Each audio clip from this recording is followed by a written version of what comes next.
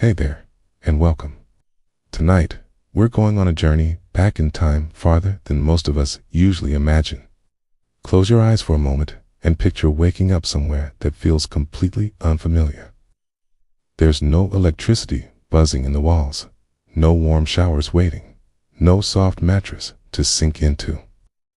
The air smells different, smoky, earthy, a little raw.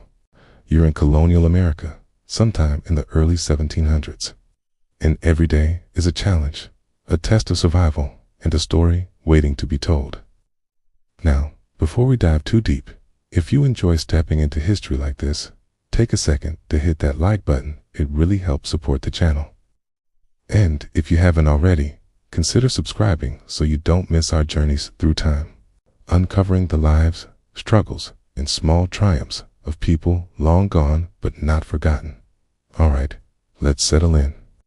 Imagine opening your eyes to a room dimly lit by the morning sun, which barely makes it through the wooden shutters. The air is crisp, and the wooden floor beneath you feels rough against your feet. You can see your breath puff in the cold, and a faint layer of frost clings to the windows. There's a straw-filled mattress beneath you, lumpy and hard, reminding you instantly that modern comfort is a luxury far beyond reach here. That's okay, because here, every day is about learning to live fully, even with what little you have. The first thing that hits your senses is the smell. Smoke from the hearth mixes with the earthy scent of animals and the world outside. Hygiene, as we know it today, doesn't exist, and yet the people here are resilient, used to making the most of their circumstances. Every meal has to be earned, every drop of water fetched, every fire carefully tended. Life is a series of tasks that might seem overwhelming to us now, but for them, it's normal. And it's within this rhythm, harsh, demanding, and yet strangely beautiful, that you start to understand what it truly means to live in a world that is both unforgiving and full of wonder. As you stand, stretching your stiff muscles, think about this. In colonial America, the simplest things we take for granted today: clean water from a tap, warm beds, freshly baked bread without hours of labor, were feats of effort and ingenuity. And it's in these small daily victories, the routine yet extraordinary acts of survival, that we find the real stories of the past. So, get comfortable. Maybe grab a warm drink, settle into your favorite chair, and let's step together into a world that's cold, challenging, and yet alive with the determination, creativity, and spirit of people who built their lives from scratch. By the end of this journey, you won't just know about colonial America, feel it, smell it, and almost live it with them. Okay. And again, if you love these time-traveling stories, don't forget to like the video and subscribe. Okay. Trust me, you won't want to miss what comes next. As you take your first steps into this early morning world, the chill biting gently at your fingertips, the reality of life in colonial America begins to settle around you like the thin layer of frost clinging stubbornly to your window panes. It becomes immediately clear that every single day here is a delicate negotiation with survival itself. It's a constant balancing act where comfort is scarce, and every small task carries weight far beyond what modern life might ever demand. Okay. There is no such thing as leisure in the way we understand it today. Instead, the rhythm of life is dictated by the rising and setting of the sun, the needs of crops and animals, and the unyielding pressures of weather, illness, and the seasons, all of which demand that you and everyone around you move with purpose and determination from the moment your eyes open to the first gray light creeping through the wooden shutters. Imagine, if you can, the sensation of cold seeping through the rough fabric of your one or two sets of daily clothing, the ache in your back from sleeping on a straw-filled mattress that has long lost any pretense of comfort, and the smell of smoke and earth mixing with the tens of animals and unwashed bodies, all blending into an aroma that, while initially shocking, quickly becomes just another part of the world you must navigate, because here, adaptation is not a choice, it's survival. From the moment you awaken, your body is called into action almost immediately. Your hands reach instinctively for the tools and containers that will help you light a fire in the hearth. Fire that is not merely a source of warmth, but the very center of your existence,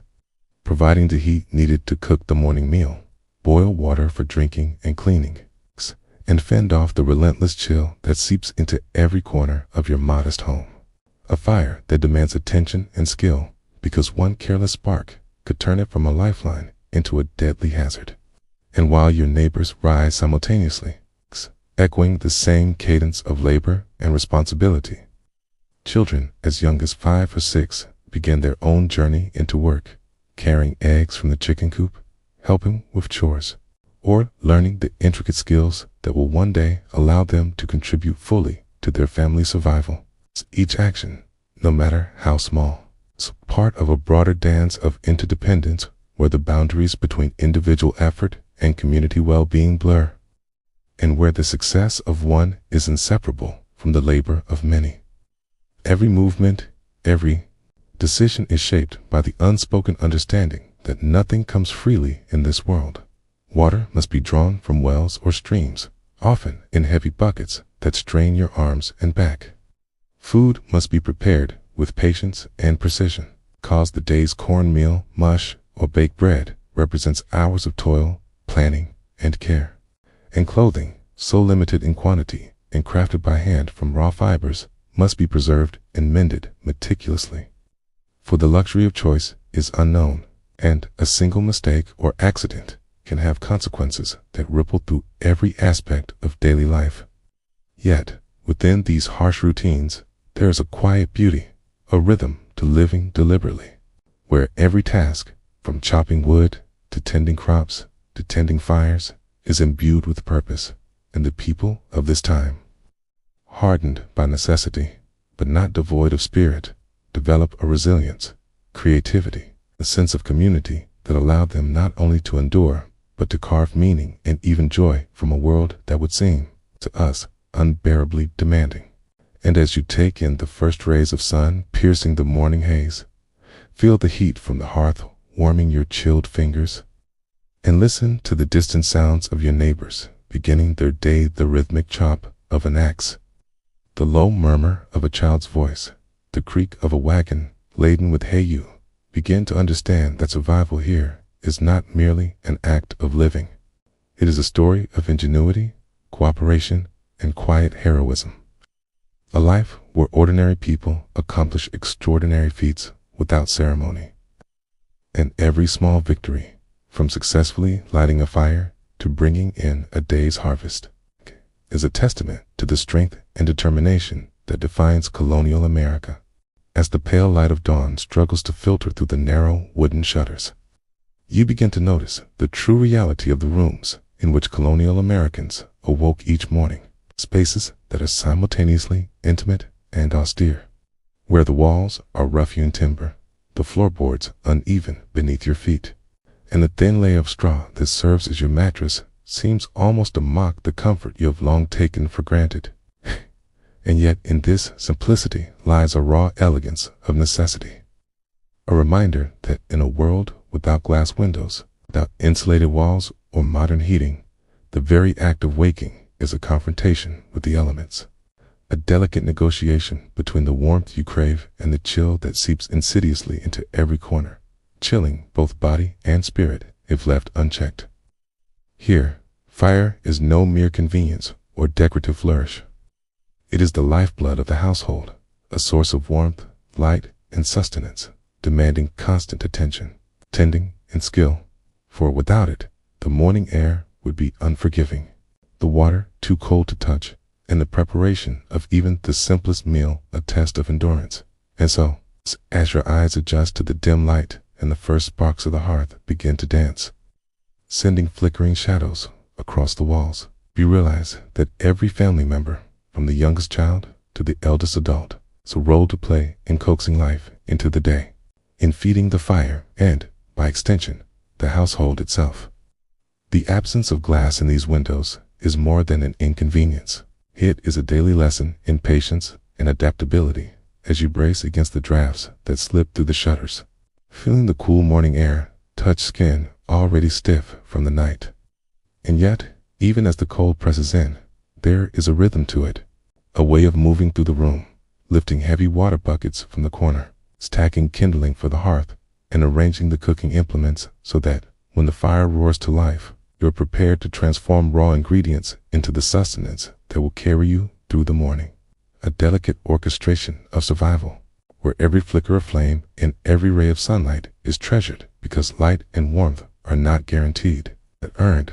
and their absence remind you of the fragility of daily life, where comfort is ephemeral, and only through labor, attention, cooperation can you hope to sustain the family and preserve the modest dignity of your household. Key even the simplest actions, such as drawing a bucket of water from a nearby well or layering straw around the base of the sleeping area for warmth,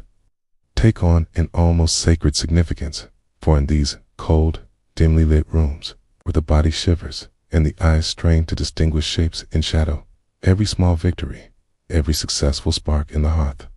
every measured step in preparing the day's first meal,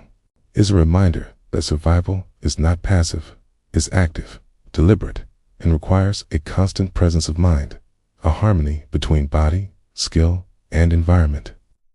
And as you look around, noticing the slight curling of smoke from the hearth and the muted stirrings of family members beginning their day, you begin to understand that this is more than mere hardship. It is a way of life,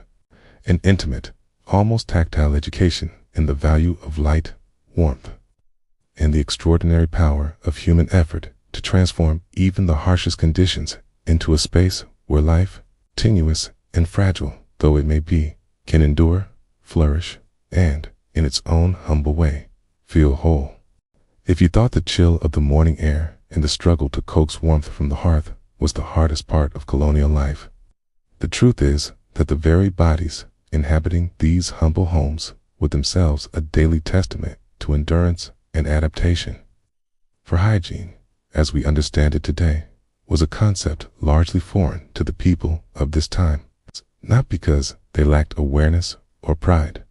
but because water was scarce, precious, and laborious to obtain, often requiring trips to distant wells, streams, or rain barrels, and the effort of hauling even a single bucket placed a tangible weight upon daily routines, shaping not only what people could do, but who they could be in the simplest, most intimate senses of living. Imagine, then, stepping into the morning and realizing that your skin is coated with the lingering residue of yesterday's work, that your hands and arms bear the faint traces of chores completed, that the same rough, hand-stitched clothing you pulled from your chest yesterday, and perhaps even the day before, now clings to your body once more, carrying with it the subtle scent of smoke from the hearth, the earthiness of the garden, and the faint, human aroma of sweat and hard labor. A smell that to modern noses might seem overwhelming, but to colonial noses was nothing more than the quiet, natural background of a life lived in constant motion and tireless exertion. Washing, when it occurred, was a careful and rare ceremony rather than a daily ritual. For heating enough water over the fire to fill even a small tub required hours of labor and a careful rationing of firewood. And a full bath could consume a significant portion of a family's resources and energy, which might otherwise be spent tending animals, mending fences, or preparing meals that could sustain everyone through the long, cold days of winter. Instead, people relied on ingenuity and adaptation. They might brush their hair, change outer garments when possible, or rub the skin with herbs or cloth to remove the heaviest grime. But for the most part, the human body became accustomed to living in close contact with the elements, with dirt, and with the natural odors of a world where cleanliness was defined not by modern standards, but by survival, comfort, and the limits of available resources. And yet, there is a curious beauty in this necessity, for it fosters a type of resilience, a harmony between humans and the environment that modern life often obscures, a deep awareness of how to live efficiently within limitations, to appreciate small comforts, and to navigate daily challenges with skill and patience.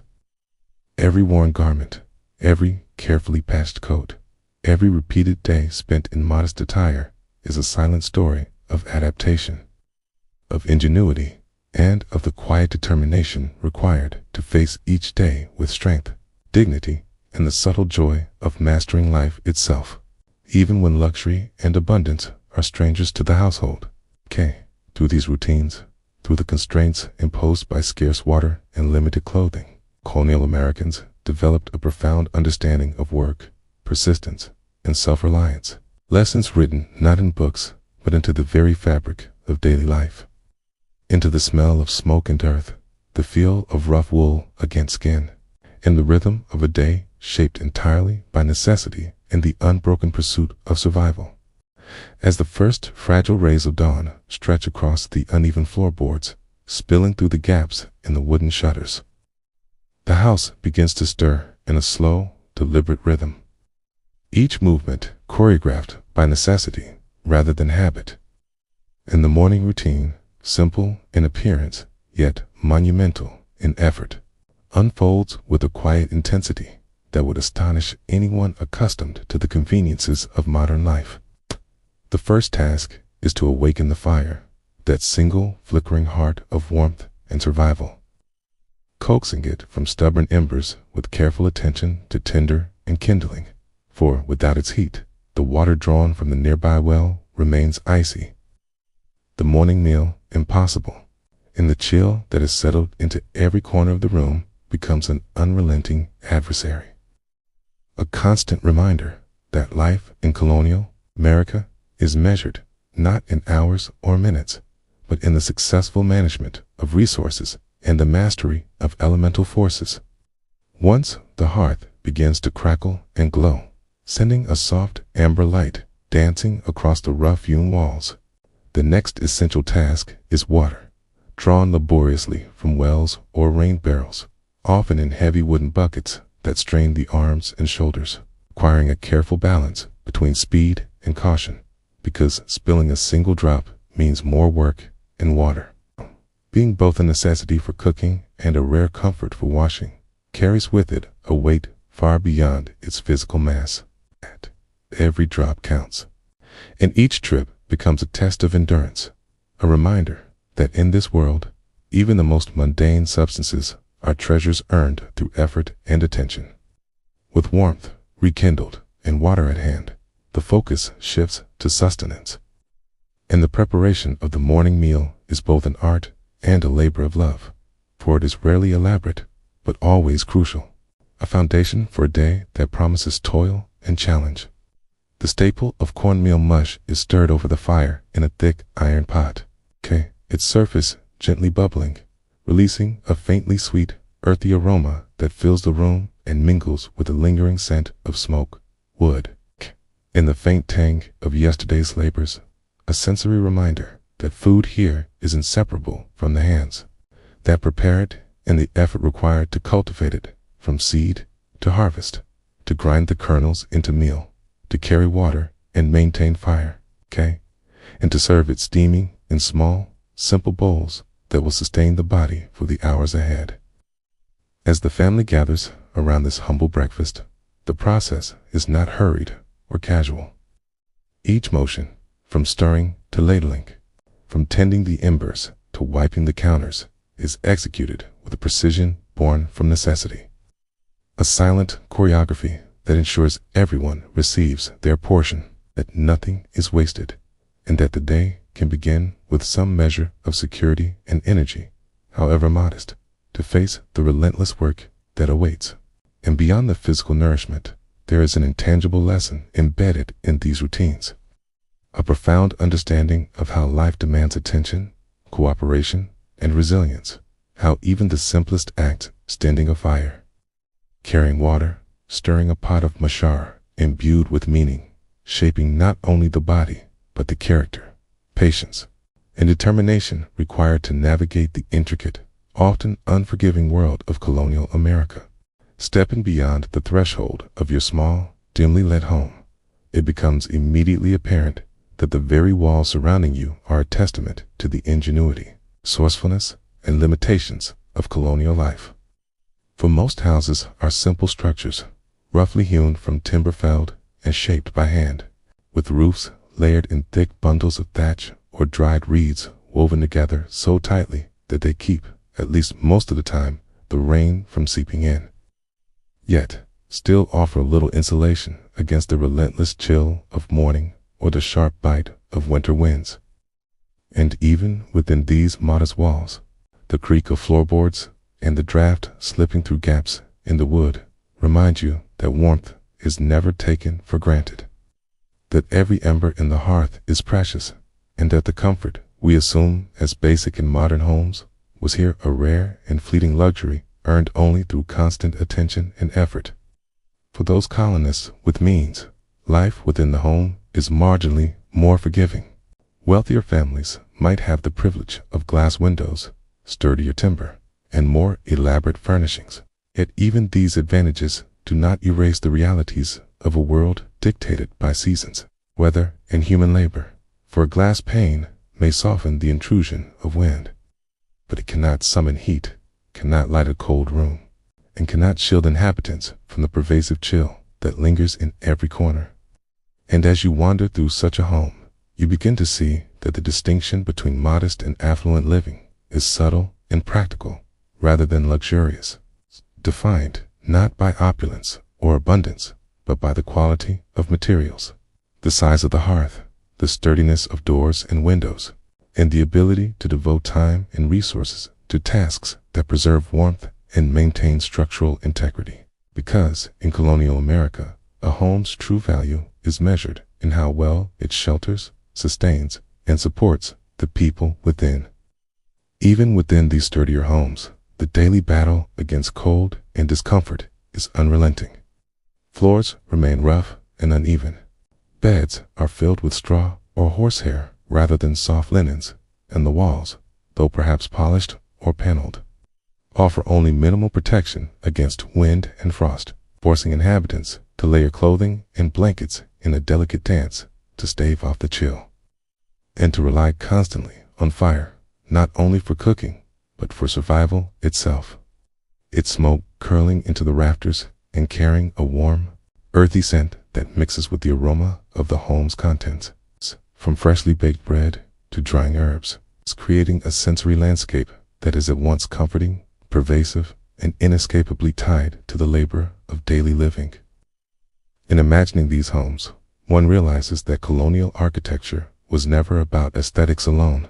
Every plank, every thatched layer, every wooden shutter was a solution to a practical problem, a way to harness the materials of the land and craft a space where life, fragile yet persistent, could take hold, grow, and endure. And even as you move from the simple cottage of a modest farmer to the more elaborate dwelling of a merchant or landowner, the story remains the same. Warmth must be managed. Light must be earned, and the home itself is an active participant in the rhythm of survival, a silent partner in the daily negotiation between human needs and the unforgiving elements. Where comfort is a fleeting gift, resilience is a requirement. And every inch of wood and straw carries the story of labor, ingenuity, and the quiet dignity of colonial life. Beyond the walls of the home, as you step into the courtyard or wander down the narrow lanes of colonial settlement, the realities of sanitation become immediately and inescapably apparent. For the infrastructure we take for granted today, running water, sewers, and waste management simply does not exist. And in its absence, the landscape of daily life is shaped by a constant negotiation with human and animal waste, the smell and sight of which pervade every street and path, reminding you with each breath that survival in this world is as much about avoiding danger and illness as it is about procuring food, warmth, and shelter.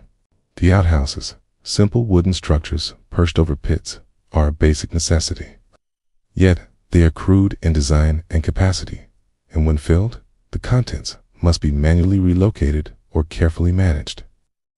A task both unpleasant and unavoidable, one that has consequences far beyond the immediate discomfort.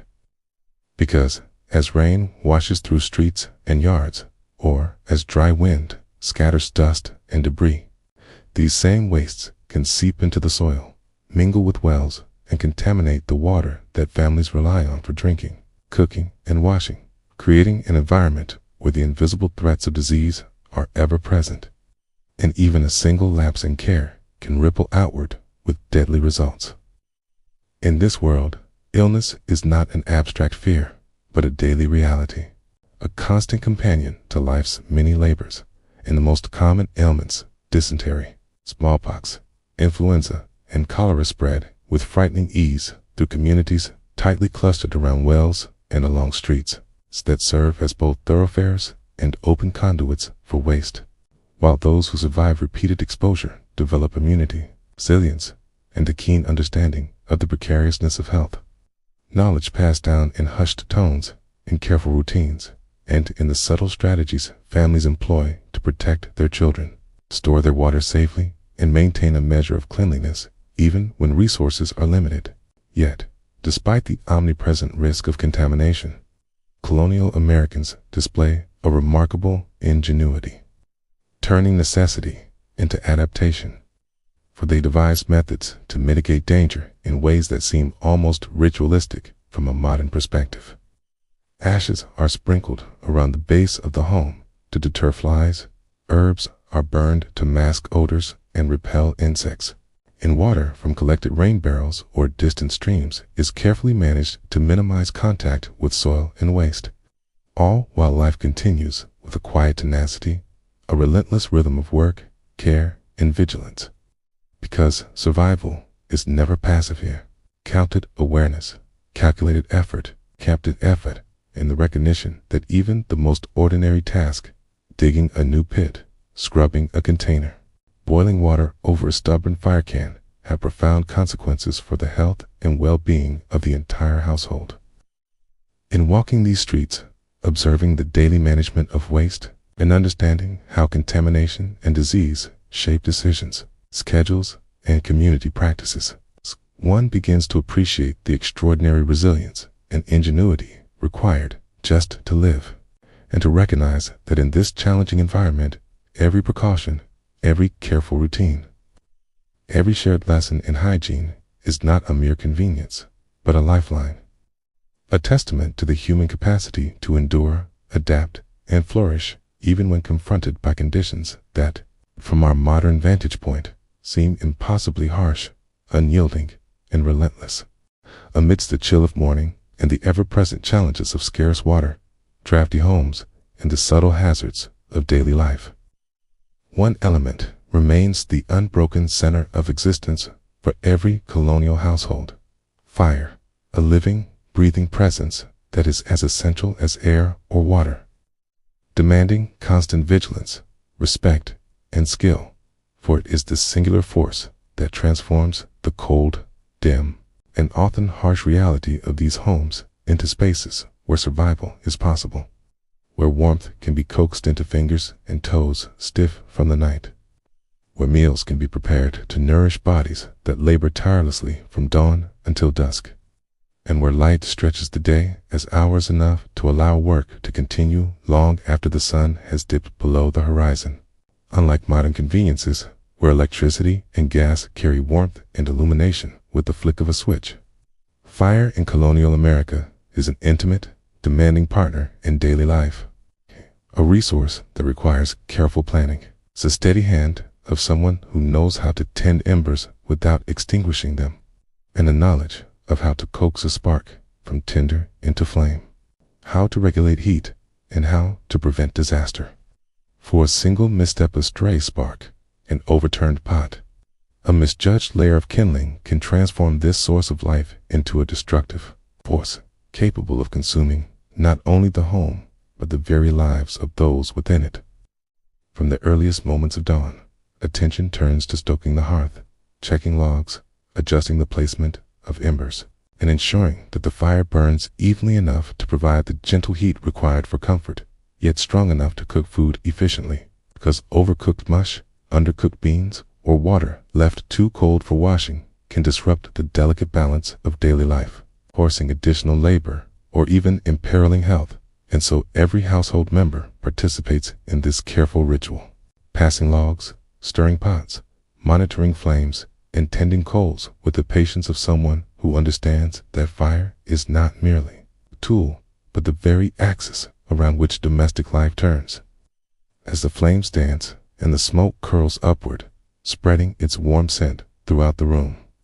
the practical and symbolic significance of fire becomes clear. It is both protector and provider, illuminating the shadows of the home, warding off the chill, and giving life to the meals that fuel work, play, and survival alike,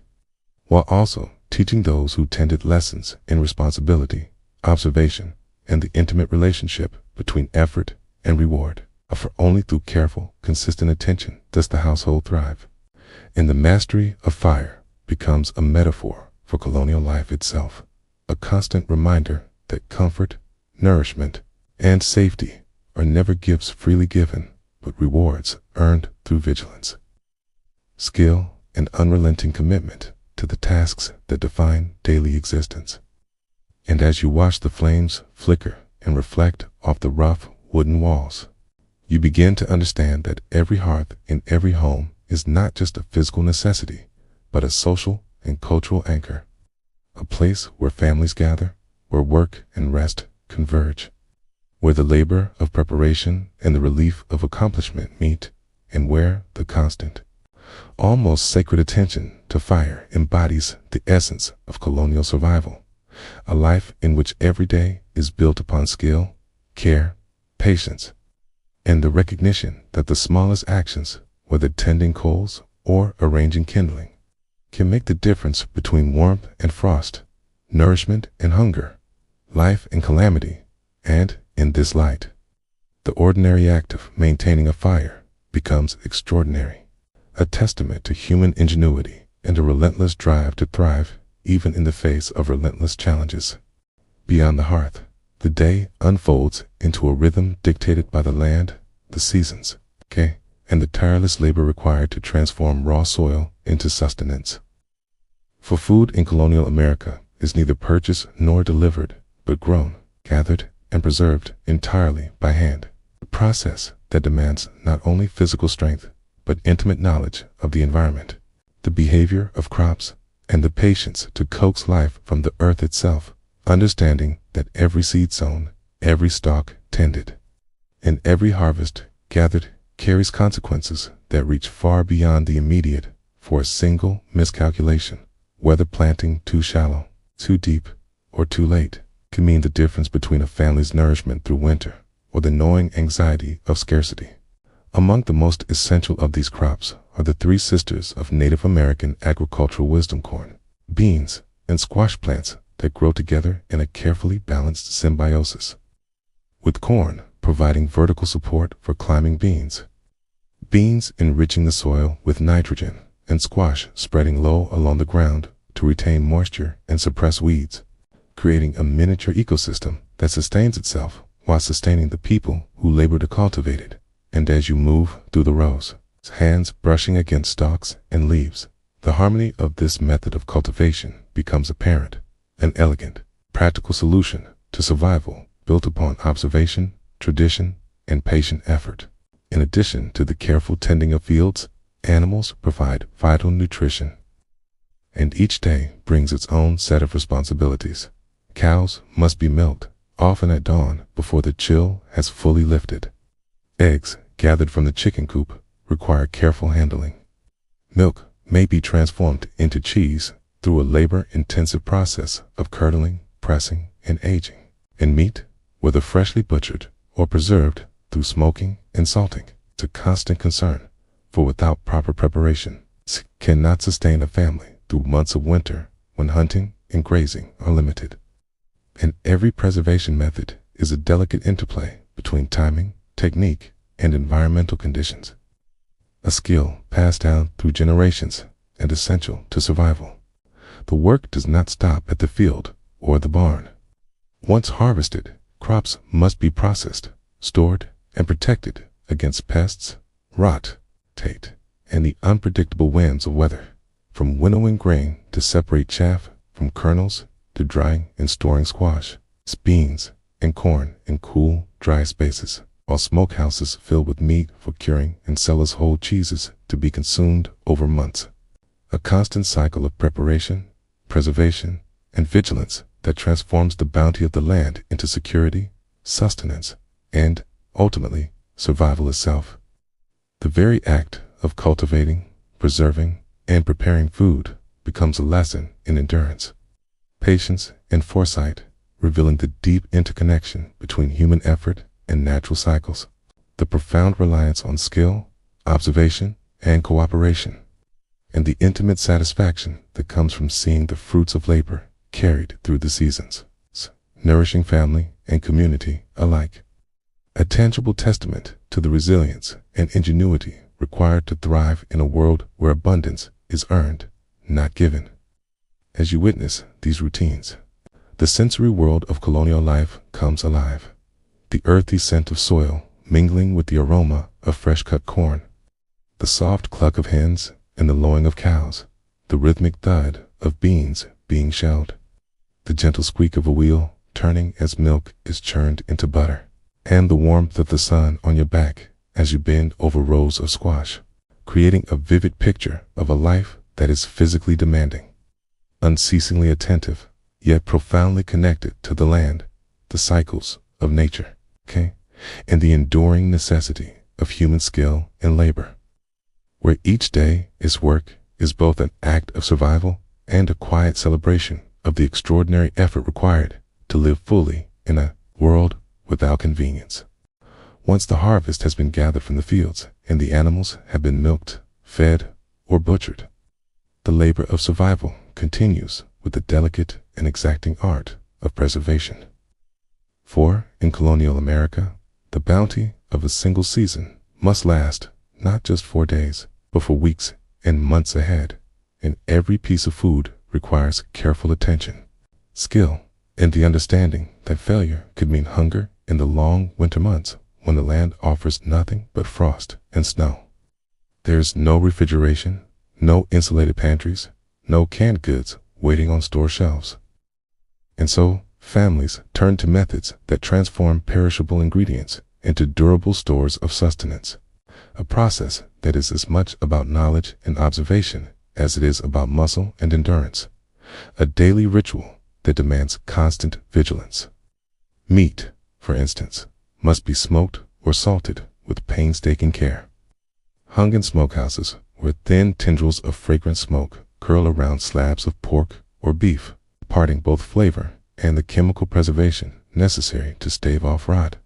while salting requires the precise application of brine or dry salt, ensuring that the meat absorbs just enough to inhibit bacteria without rendering it inedible. It's a process that must be repeated with consistency and careful monitoring, for even a small error can render weeks of hard labor useless. Vegetables, meanwhile, are pickled in large crocks or barrels, submerged in brine or vinegar that will allow them to endure the months when the garden lies barren, with cucumbers, beans, and cabbage transformed into tangy, resilient foods that will accompany meals long after the harvest has faded. While fruits like apples and pears are dried in thin slices and carefully stored in cloth bags or cool cellars, their sweetness concentrated and preserved, a small taste of summer to be enjoyed in the bleak midwinter. Even dairy products, which are notoriously perishable, are subjected to rigorous methods of preservation. Milk is churned into butter, which is then packed with salt and stored in cool areas to extend its shelf life, while cheese is pressed, aged, and turned regularly to maintain its flavor and prevent spoilage. Each action guided by experience and careful observation, passed down from parent to child, and practiced with the understanding that the security of a family depends upon the success of these endeavors. Corn, beans, and other grains are carefully dried, shelled, winnowed, and stored in bins elevated from the ground to deter pests, each step conducted with precision and patience, a silent testament to the understanding that the land's generosity is finite and must be meticulously managed to sustain life through times of scarcity. As the smoke curls from the meat, the brine ripples in the crocks, and the cool shadows of cellars hold the fruits of these labors. The profound connection between human effort and survival becomes tangible. For each preserved ingredient represents not merely food, but security, ingenuity, its foresight of generations who understood that life in colonial America is never passive, and that each day as work, no matter how mundane it may appear, contributes to the larger rhythm of survival, nourishment, tage, and the quiet triumph of skillful adaptation. A rhythm that underscores the extraordinary labor embedded in what might seem to modern eyes to be simple, everyday tasks. Amid the careful tending of crops, the meticulous preparation of preserved foods, and the constant attention to fire, water, and household duties, the most profound truth of colonial life becomes increasingly clear. Survival is at the mercy of the harvest, and the health of a family, the security of a household, and even the difference between life and death hinge on the success of the land itself. For in an era before modern storage, transportation, and global trade, a failed crop could spell months of hunger, anxiety, and relentless toil. And the weight of that reality is felt in every decision made from planting season to the moment the last ear of corn is stored in a dry bin. Spring and summer are periods of intense labor and careful observation, where every seed planted, every row weeded, and every irrigation decision carries enormous significance for a miscalculation, whether in timing, depth, or spacing, can reduce yields, leaving families dependent on what little they have stored from previous seasons, or, in the worst cases, facing outright famine. The stakes are unrelenting, and the rhythm of daily life is dictated not by clocks or convenience, but by the sun, the soil, and the whims of weather. It's a mercurial and often unforgiving force that can transform months of effort into catastrophe in a single night of frost, a sudden storm, or a swarm of pests that descends upon a field of tender seedlings. Harvest season itself is a mixture of exhaustion, exhilaration, and deep anxiety, as families work from dawn until dusk to gather corn, squash, beans, and other essential crops. Each item weighed, inspected, and carefully stored, while livestock are tended to, eggs collected, canned milk and cheese prepared for storage, all in preparation for the months when sunlight fades, frost bites, and the land offers nothing but memories of summer abundance. It is during these times that the intimate connection between human effort and survival becomes vividly tangible. A lesson written not in books or sermons, but in the aching muscles, calloused hands, and wary eyes of those who understand that the smallest lapse or delay can imperil months of careful work. The emotional stakes are equally high, for each harvest brings with it hope, relief, and the quiet tension of what lies ahead. A bountiful yield can mean warmth, nourishment, and comfort throughout the winter, while a poor one triggers fear, rationing, and the unrelenting work of finding alternative sources of food, whether by hunting, foraging, or reliance on neighbors in a fragile web of communal survival. And the psychological weight of this dependency is ever present, guiding the decisions of the family, shaping the calendar of work, and infusing each laborious task with significance beyond the immediate. For every ear of corn, every stored apple, every salted hunk of meat is not merely sustenance, but a measure of security, a testament to skill, diligence, and the precarious balance upon which colonial life rests. Through this lens, the harvest is more than just a seasonal event. It is the defining rhythm of existence, the ultimate arbiter of well-being, and the central force around which families organize their lives, where celebration and dread coexist, where joy and abundance is tempered by the ever-present awareness of what a single misfortune could bring, and where the extraordinary resilience, careful planning, careless effort required to bring food from soil to table underscore the stark reality that in colonial America, life itself is inseparable from the work of the land, and every family, regardless of wealth or status, is bound to its cycles with a mixture of reverence, fear, and unyielding determination. Beyond the fields and the careful storage of food, the rhythm of colonial life is defined by labor so constant, so demanding, and so intertwined with survival that it leaves little room for leisure for every member of the household, from the youngest child to the eldest adult, participates in an unbroken cycle of work that spans the entirety of the day, and in which skill, endurance,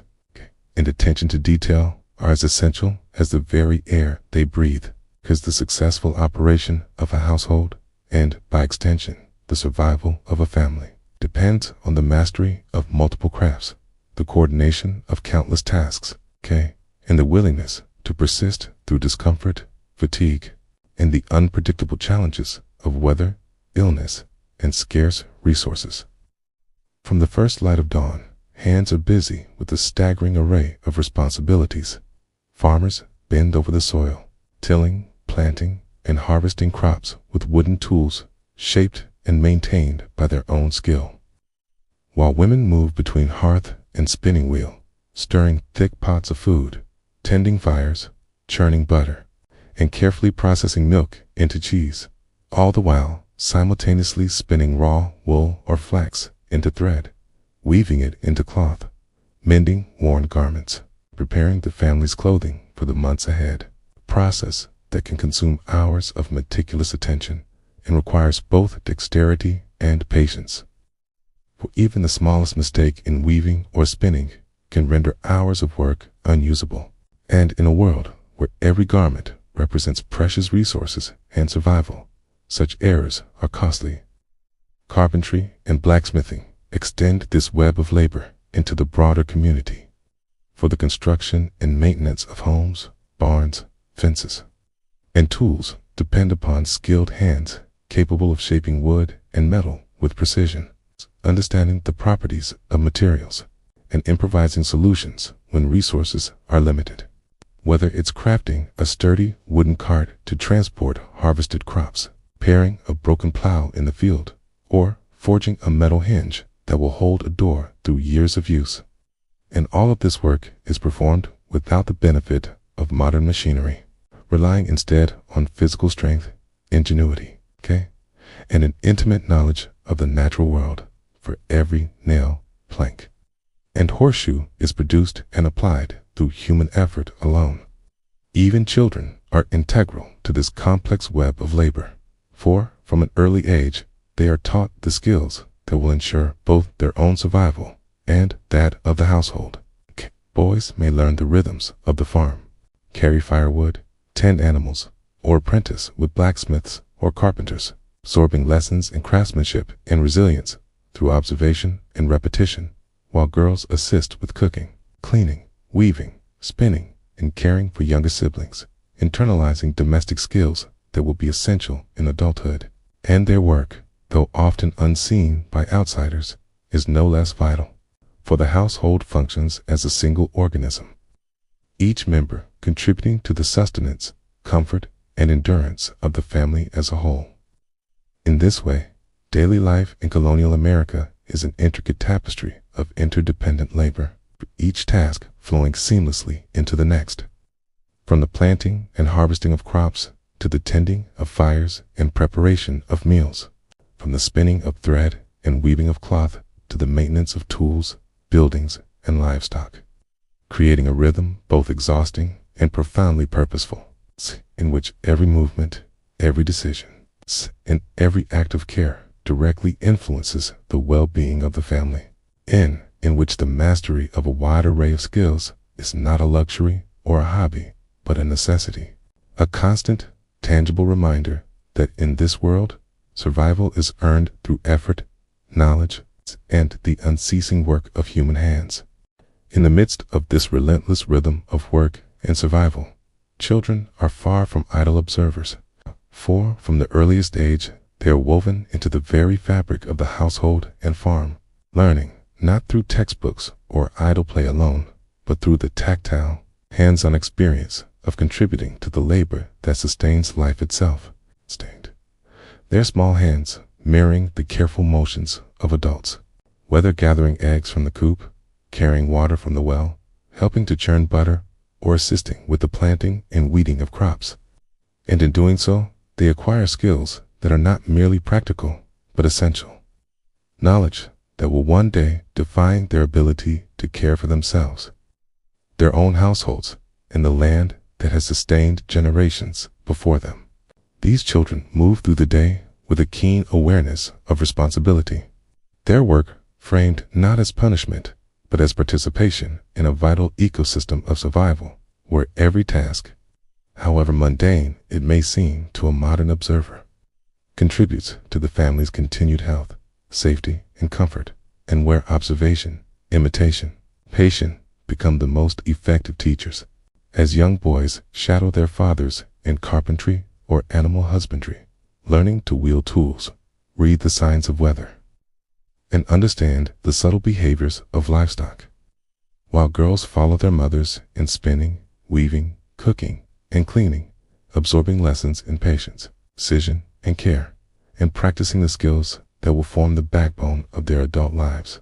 Each chore a building block in a lifetime of competence and resilience. Even play is intertwined with learning, for the toys and games of children often serve dual purposes. A simple hoop or a carved wooden whistle entertains. Yet, it also develops dexterity, spatial awareness, and a familiarity with the tools and materials that will one day be part of serious labor. Miniature spinning wheels, doll-sized looms,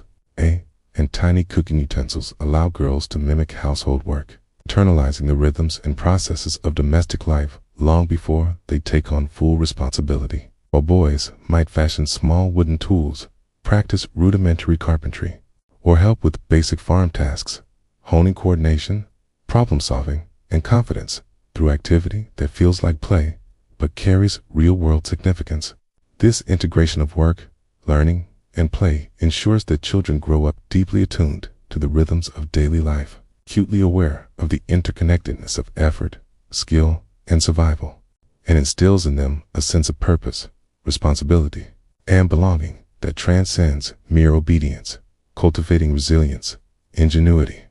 and a profound understanding of the value of labor, cooperation, and foresight. For in a world where every hand is needed to sustain the household, every action matters, and where children are entrusted with meaningful work from a young age, they emerge not only as participants in daily survival, but as carriers of knowledge, skill, and tradition, ready to navigate the challenges of colonial life with confidence and competence. Life in colonial America was never lived in isolation, for survival demanded not only the skills, strength, and perseverance of individual families, but also the unwavering cooperation of the entire community. And in this interconnected world, neighbors relied upon one another in ways that modern life often obscures, forming networks of shared labor, mutual aid, and collective problem-solving that were as vital to everyday existence as the crops in the fields or the fire in the hearth. The very rhythm of the week could be shaped by the availability and participation of those around you.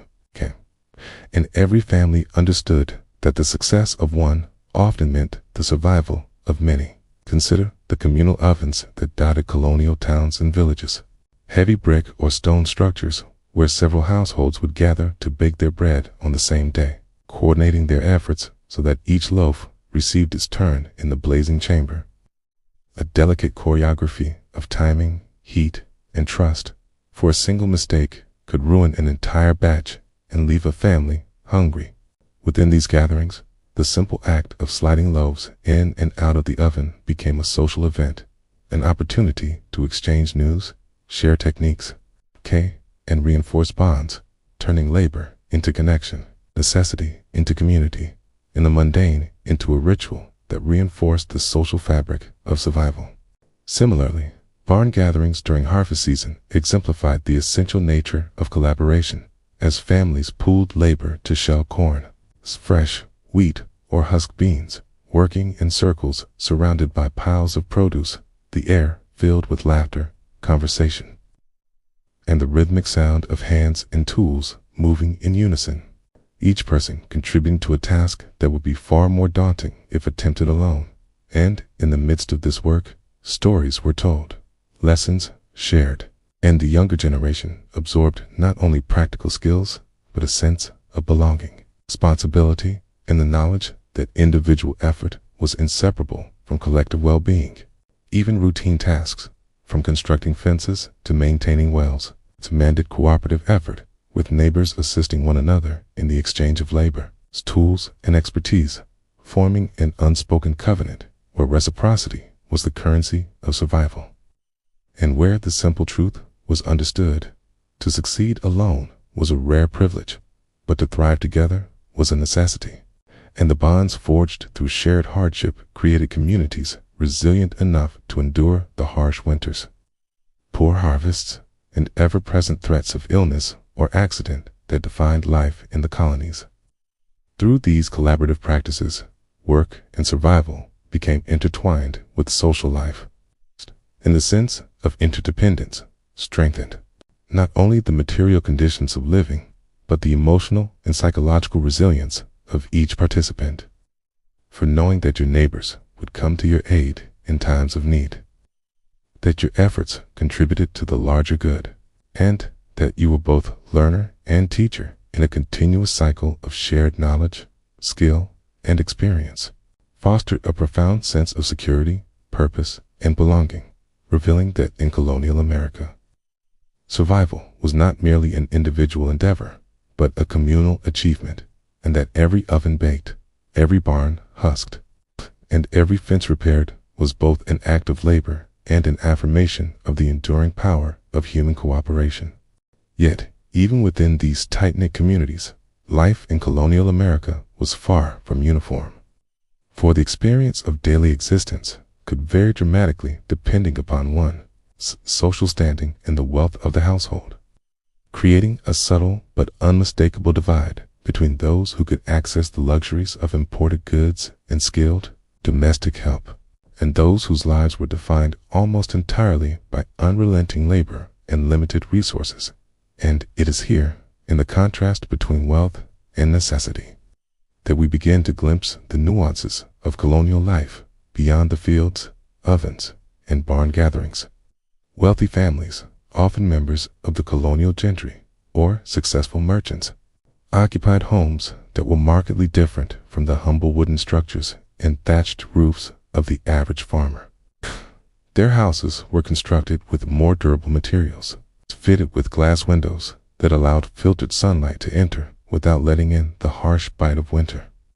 insulated with thicker walls, and often featuring multiple rooms designed to separate work from living spaces, a luxury that provided a sense of comfort and security that was unimaginable to most families in the surrounding countryside. Within these homes,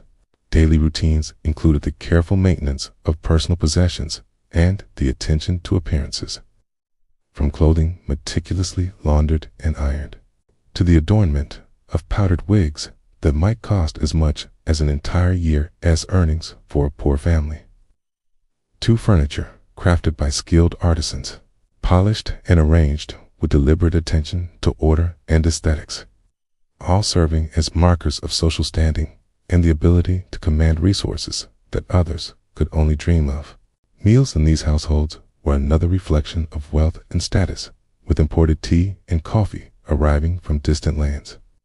delicate porcelain cups and silver utensils used for service, and specialized servants tending fires, bringing water, or attending to the family's comfort,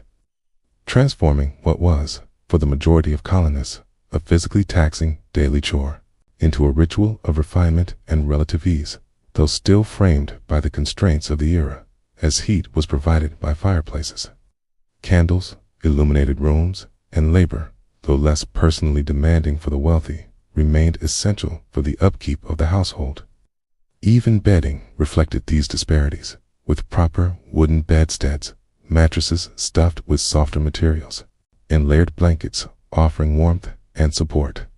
a stark contrast to the straw-stuffed mattresses and minimal coverings used by less affluent families.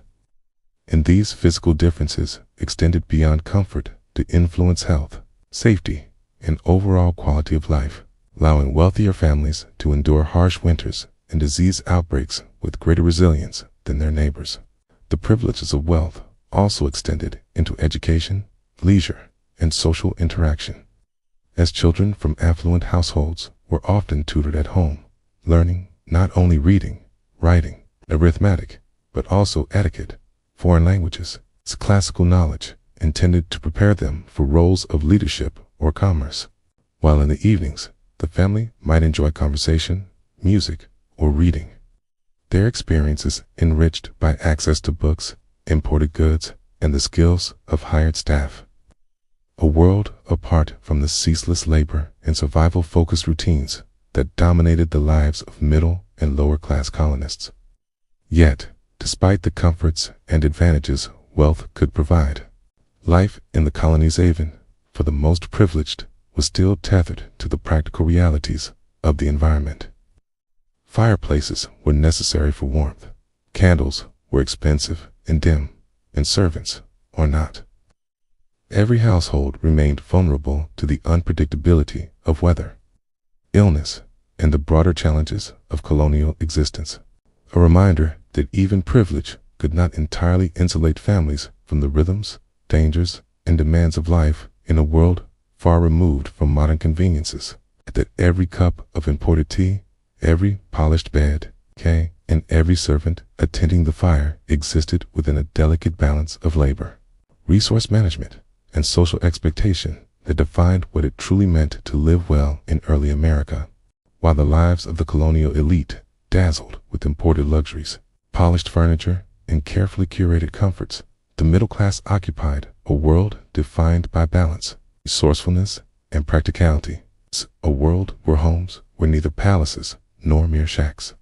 but carefully constructed spaces that reflected the labor, skill, and aspirations of those who inhabited them, and where every decision about building materials, room layout, and furnishings was guided as much by necessity as by aesthetic preference, for comfort had to coexist with durability, affordability, and the constant demands of daily life. Middle-class artisans, merchants, and prosperous farmers lived in houses that, while modest compared to the estates of the wealthy, were built to endure and function efficiently, often incorporating both living quarters and workspaces under a single roof, so that a carpenter could shape wood in the morning and retreat to the warmth of the family hearth by nightfall, or a merchant could manage goods and correspondence in the same rooms where meals were prepared and family life unfolded. And these homes were furnished with practicality in mind: sturdy tables, well-constructed chairs, wooden chests for storage, and functional beds that, while simple, provided relief after long hours of labor and offered the promise of rest necessary to face another demanding day. Food in these households, while not extravagant, was reliable, abundant enough to sustain the family through the work week, and carefully managed to stretch across seasons, incorporating vegetables grown in personal gardens, grains harvested and ground by hand, milk and cheese produced from livestock, eggs collected daily, and meat preserved through smoking, salting, or drying. There was pride in this labor, and the effort invested in cultivation, preservation, and preparation elevated even the humblest meals into a ritual of sustenance and accomplishment. Quiet assertion that the family could meet its own needs without reliance upon luck alone. Clothing, too, reflected this ethos of balance. Garments were practical, durable, and well-made, spun and woven with care, designed to withstand work in fields, workshops, and households alike. And while imported fabrics and delicate styles might be beyond reach, there was nevertheless attention to fit, function, and appearance.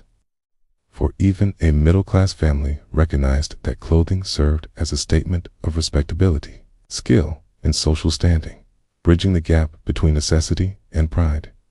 Education and apprenticeships further distinguished this class from both the wealthy and the poorer laborers. As boys might spend years learning trades under the tutelage of skilled craftsmen, absorbing knowledge of tools, materials, and business practices, while girls were trained in domestic arts, literacy, and numeracy, sufficient to manage households, budgets, and community obligations,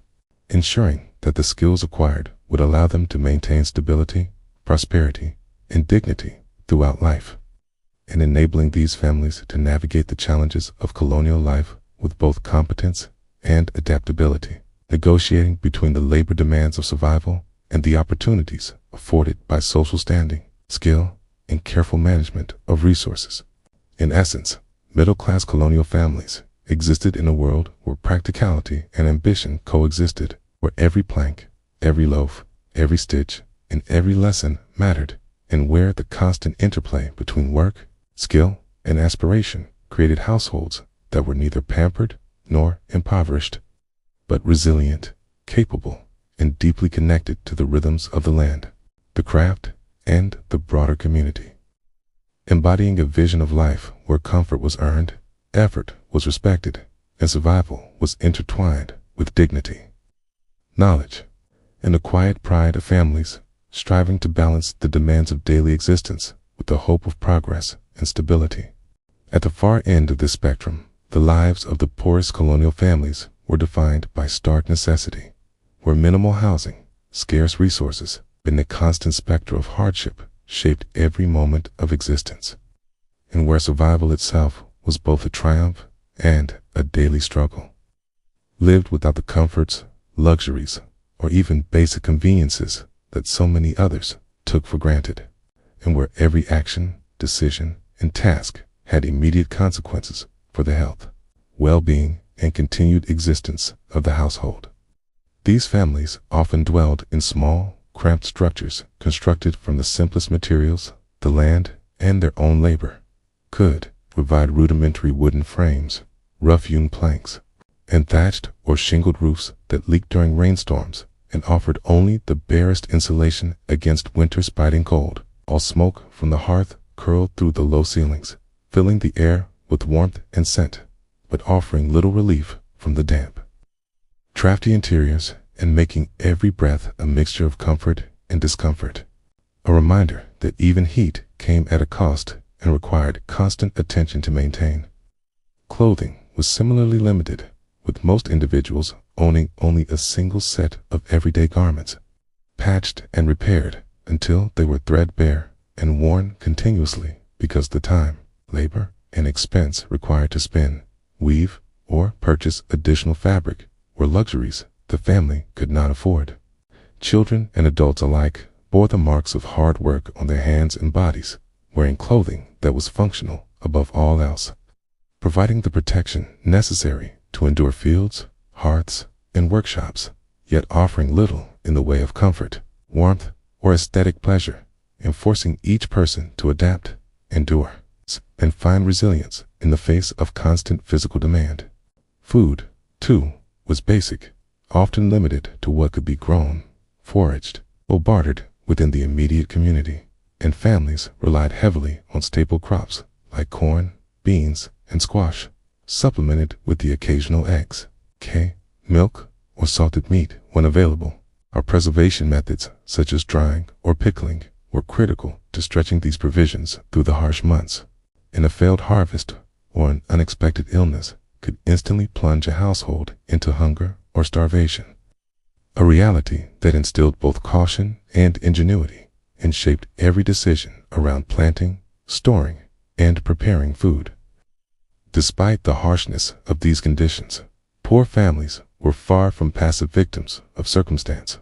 They developed a remarkable resilience, resourcefulness, and adaptability, finding ways to contribute to the larger community, assisting neighbors when possible, trading labor or small goods, and creatively making do with the scant resources at hand. There lives a testament to human endurance, ingenuity, and the relentless pursuit of survival, as they navigated a world where every day demanded effort, skill, and perseverance, and where the smallest success is a full meal, a repaired roof, a warm night's sleep were victories earned through determination, cooperation, and the unwavering hope that tomorrow could be slightly better than today. Yet, for all the distinctions that wealth, occupation, and social standing created within colonial communities, there existed a universal truth that transcended every measure of class. Survival was never guaranteed, and the relentless demands of life, the ever-present threats of disease, harsh weather, and unpredictable scarcity, reached into the homes of the rich and the poor alike, leveling them in ways that even status and comfort could not entirely shield against. for no matter how sturdy the walls, how polished the furniture, or how abundant the imported luxuries, every family, from the grand estates of the gentry to the smallest cottages of subsistence farmers, shared the same underlying vulnerability, the same intimate awareness that life was fragile, and that each day required attention, skill, and effort to navigate safely. A wealthy family might have glass windows, proper beds, and imported teas, yet the chill of winter could still seep through even the thickest walls. The threat of fire loomed constantly in their hearts, and illness could spread quickly through a household despite servants or careful management. A single misstep, a contaminated water source, or an unlucky exposure could turn comfort into crisis, revealing that wealth could mitigate but never entirely erase the dangers that colonial life presented. Conversely, a poorer household, while perhaps lacking in comforts, had developed resilience and ingenuity born from necessity. Yet, even the most resourceful family could not fully escape the consequences of a drought, a crop blight, or a contagious disease, and the harsh realities of survival imposed a shared rhythm upon all. Whether measured in the waking hours required to tend fires and livestock, the labor-intensive preparation of meals and clothing, or the constant vigilance demanded to protect health, preserve resources, and endure the environment's caprices, this shared vulnerability created an underlying connection across social divisions. For all members of a colonial community understood the work, skill, and caution required to navigate the day-to-day hazards of life. And while the manifestations of those hazards might differ from the laborious collection of firewood for a poor family to the careful management of imported provisions for a wealthy one, the emotional, psychological, and practical challenges were familiar to everyone. And this awareness fostered both humility and cooperation, reinforcing the idea that survival depended not only upon individual effort, but also upon the collective knowledge, support, and skill of the community. In this sense, class distinctions, while striking in their material consequences,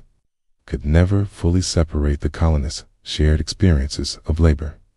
risk, and endurance for the very elements that defined daily existence: fire, food, work, disease, weather, and the demands of the natural world acted as great equalizers, reminding everyone that in a world without modern conveniences, the fragile thread of survival connected the lives of all, and that resilience, foresight, and adaptability were not privileges but necessities, equally essential to the rich, the middle class, and the poor alike. Amid all the labor, fire, and community cooperation that defined life in colonial America, one invisible yet ever-present threat loomed over every household, every barn, every street and alley: disease, which spread silently and swiftly through communities where sanitation was minimal and living quarters were cramped, and where the close proximity of families, livestock, and waste created the perfect breeding grounds for illness, turning everyday routines into a constant balancing act between care, exposure, and survival. In towns and villages, narrow streets often doubled as pathways for water runoff, waste, and animal droppings, and the limited knowledge of hygiene, combined with rudimentary outhouses and unfiltered drinking water, meant that pathogens could travel from one home to the next with astonishing ease, sparing neither wealth nor status, for even a mansion with imported luxuries could fall victim to an epidemic if contaminated. Supplies or infected visitors entered its doors, and the wealthy, while better insulated against some hardships, remained just as vulnerable to the unseen forces of contagion as their less fortunate neighbors. Poorer families, already stretched thin by labor, limited food, and minimal clothing, faced the cruelest consequences, as their bodies, often weakened by malnutrition or exhaustion, had fewer defenses against fever, dysentery, influenza, or smallpox, and the death of a single family member could cascade into chaos, leaving children without caregivers, farms untended, households unable to recover from the loss. A reality that made each day a delicate negotiation between routine work and the invisible hazards that could upend life without warning. Even in more rural areas, where families were spread across farmland, disease still held a steady grip, traveling along trade routes, through communal gatherings, or via infected animals, and colonists quickly learned to implement practical strategies, burning herbs to mask odors and repel insects, lading the sick when possible, and maintaining whatever cleanliness they could manage given scarce water and labor-intensive daily routines. But despite their ingenuity, the fragility of human life remained painfully evident, and every cough, every fever, and every outbreak reminded them that survival was as much a matter of vigilance and luck as it was of skill, effort, or resources. In these conditions, community knowledge became a form of defense, with families sharing remedies, observations, and preventative practices, often derived from herbal traditions, local experimentation, or passed down wisdom, blending practical experience with a limited scientific understanding of the time. And in doing so, they not only increased their chances of surviving outbreaks, but also strengthened social bonds, reinforcing the idea that in colonial America, life was not merely lived in isolation, but in constant negotiation with both the seen and unseen forces of the environment, where human ingenuity, communal care, and sheer resilience were essential tools in a world where disease could strike at any moment, shaping the rhythms, decisions, and even the beliefs of those striving to endure. In a world where illness could strike without warning and medical professionals were few, far between, and often limited in both knowledge and resources, colonial families relied heavily upon home-based remedies, drawing upon the plants, animals, and household ingredients that surrounded them to treat the countless aches, kivas, and injuries that life inflicted, crafting a form of medicine that was as much an art of observation and tradition as it was a desperate response to necessity. And where the line between science, superstition, and practical experience often blurred in ways that were both fascinating and vital for survival, herbs played a central role in these domestic apothecaries. For families quickly learned which leaves, roots, and barks could soothe pain, reduce fevers, or help wounds heal, and among the most prized were willow bark. Its naturally occurring salicylic acid provided relief akin to modern aspirin, to peppermint, chamomile, or thyme, which were used to settle stomachs, ease coughs, or disinfect minor cuts. Their value not in laboratory-tested efficacy, but in generations of careful observation and oral tradition. A knowledge passed from mother to daughter, father to son, binding families together through shared understanding of the natural world and its potential to sustain life. Honey, too, was more than a sweetener. It was a natural antiseptic used to coat wounds, soothe sore throats, and preserve medicinal concoctions, its viscous richness forming both a physical barrier against infection and a practical method of extending the life of delicate mixtures, and when combined with other ingredients, such as whiskey, served as both a solvent and a mild analgesic. These simple household items became potent tools in the battle against pain, fever, and the ever-present risk of infection, providing relief when no physician was available, and in many cases, saving lives that might otherwise have been lost to the limitations of the time. Folk medicine extended beyond mere treatment of symptoms. It encompassed rituals, preventive measures, and creative experimentation, often tailored to the specific circumstances of a family, a season, or a region, reflecting both the ingenuity and the vulnerability of people who understood that the human body was delicate, resources were scarce, and the natural world offered both sustenance and potential salvation if observed carefully and applied wisely.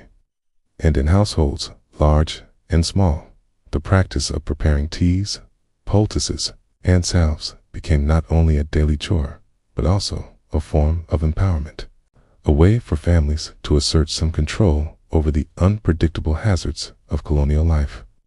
In essence, these home-based remedies were emblematic of the broader colonial mindset, a deep reliance on one's own knowledge, skill, and adaptability combined with a willingness to experiment, observe,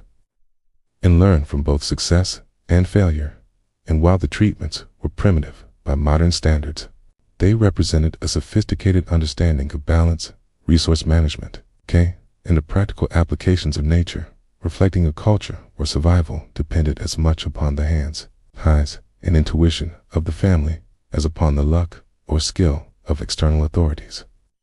and where the act of healing itself became a shared ritual, a daily testament to resilience, care, and the enduring human determination to endure in the face of uncertainty. While families in colonial America developed an impressive repertoire of herbal remedies, poultices, and household treatments to combat the myriad illnesses that threatened their survival. Another aspect of health remained stubbornly neglected and often painfully endured: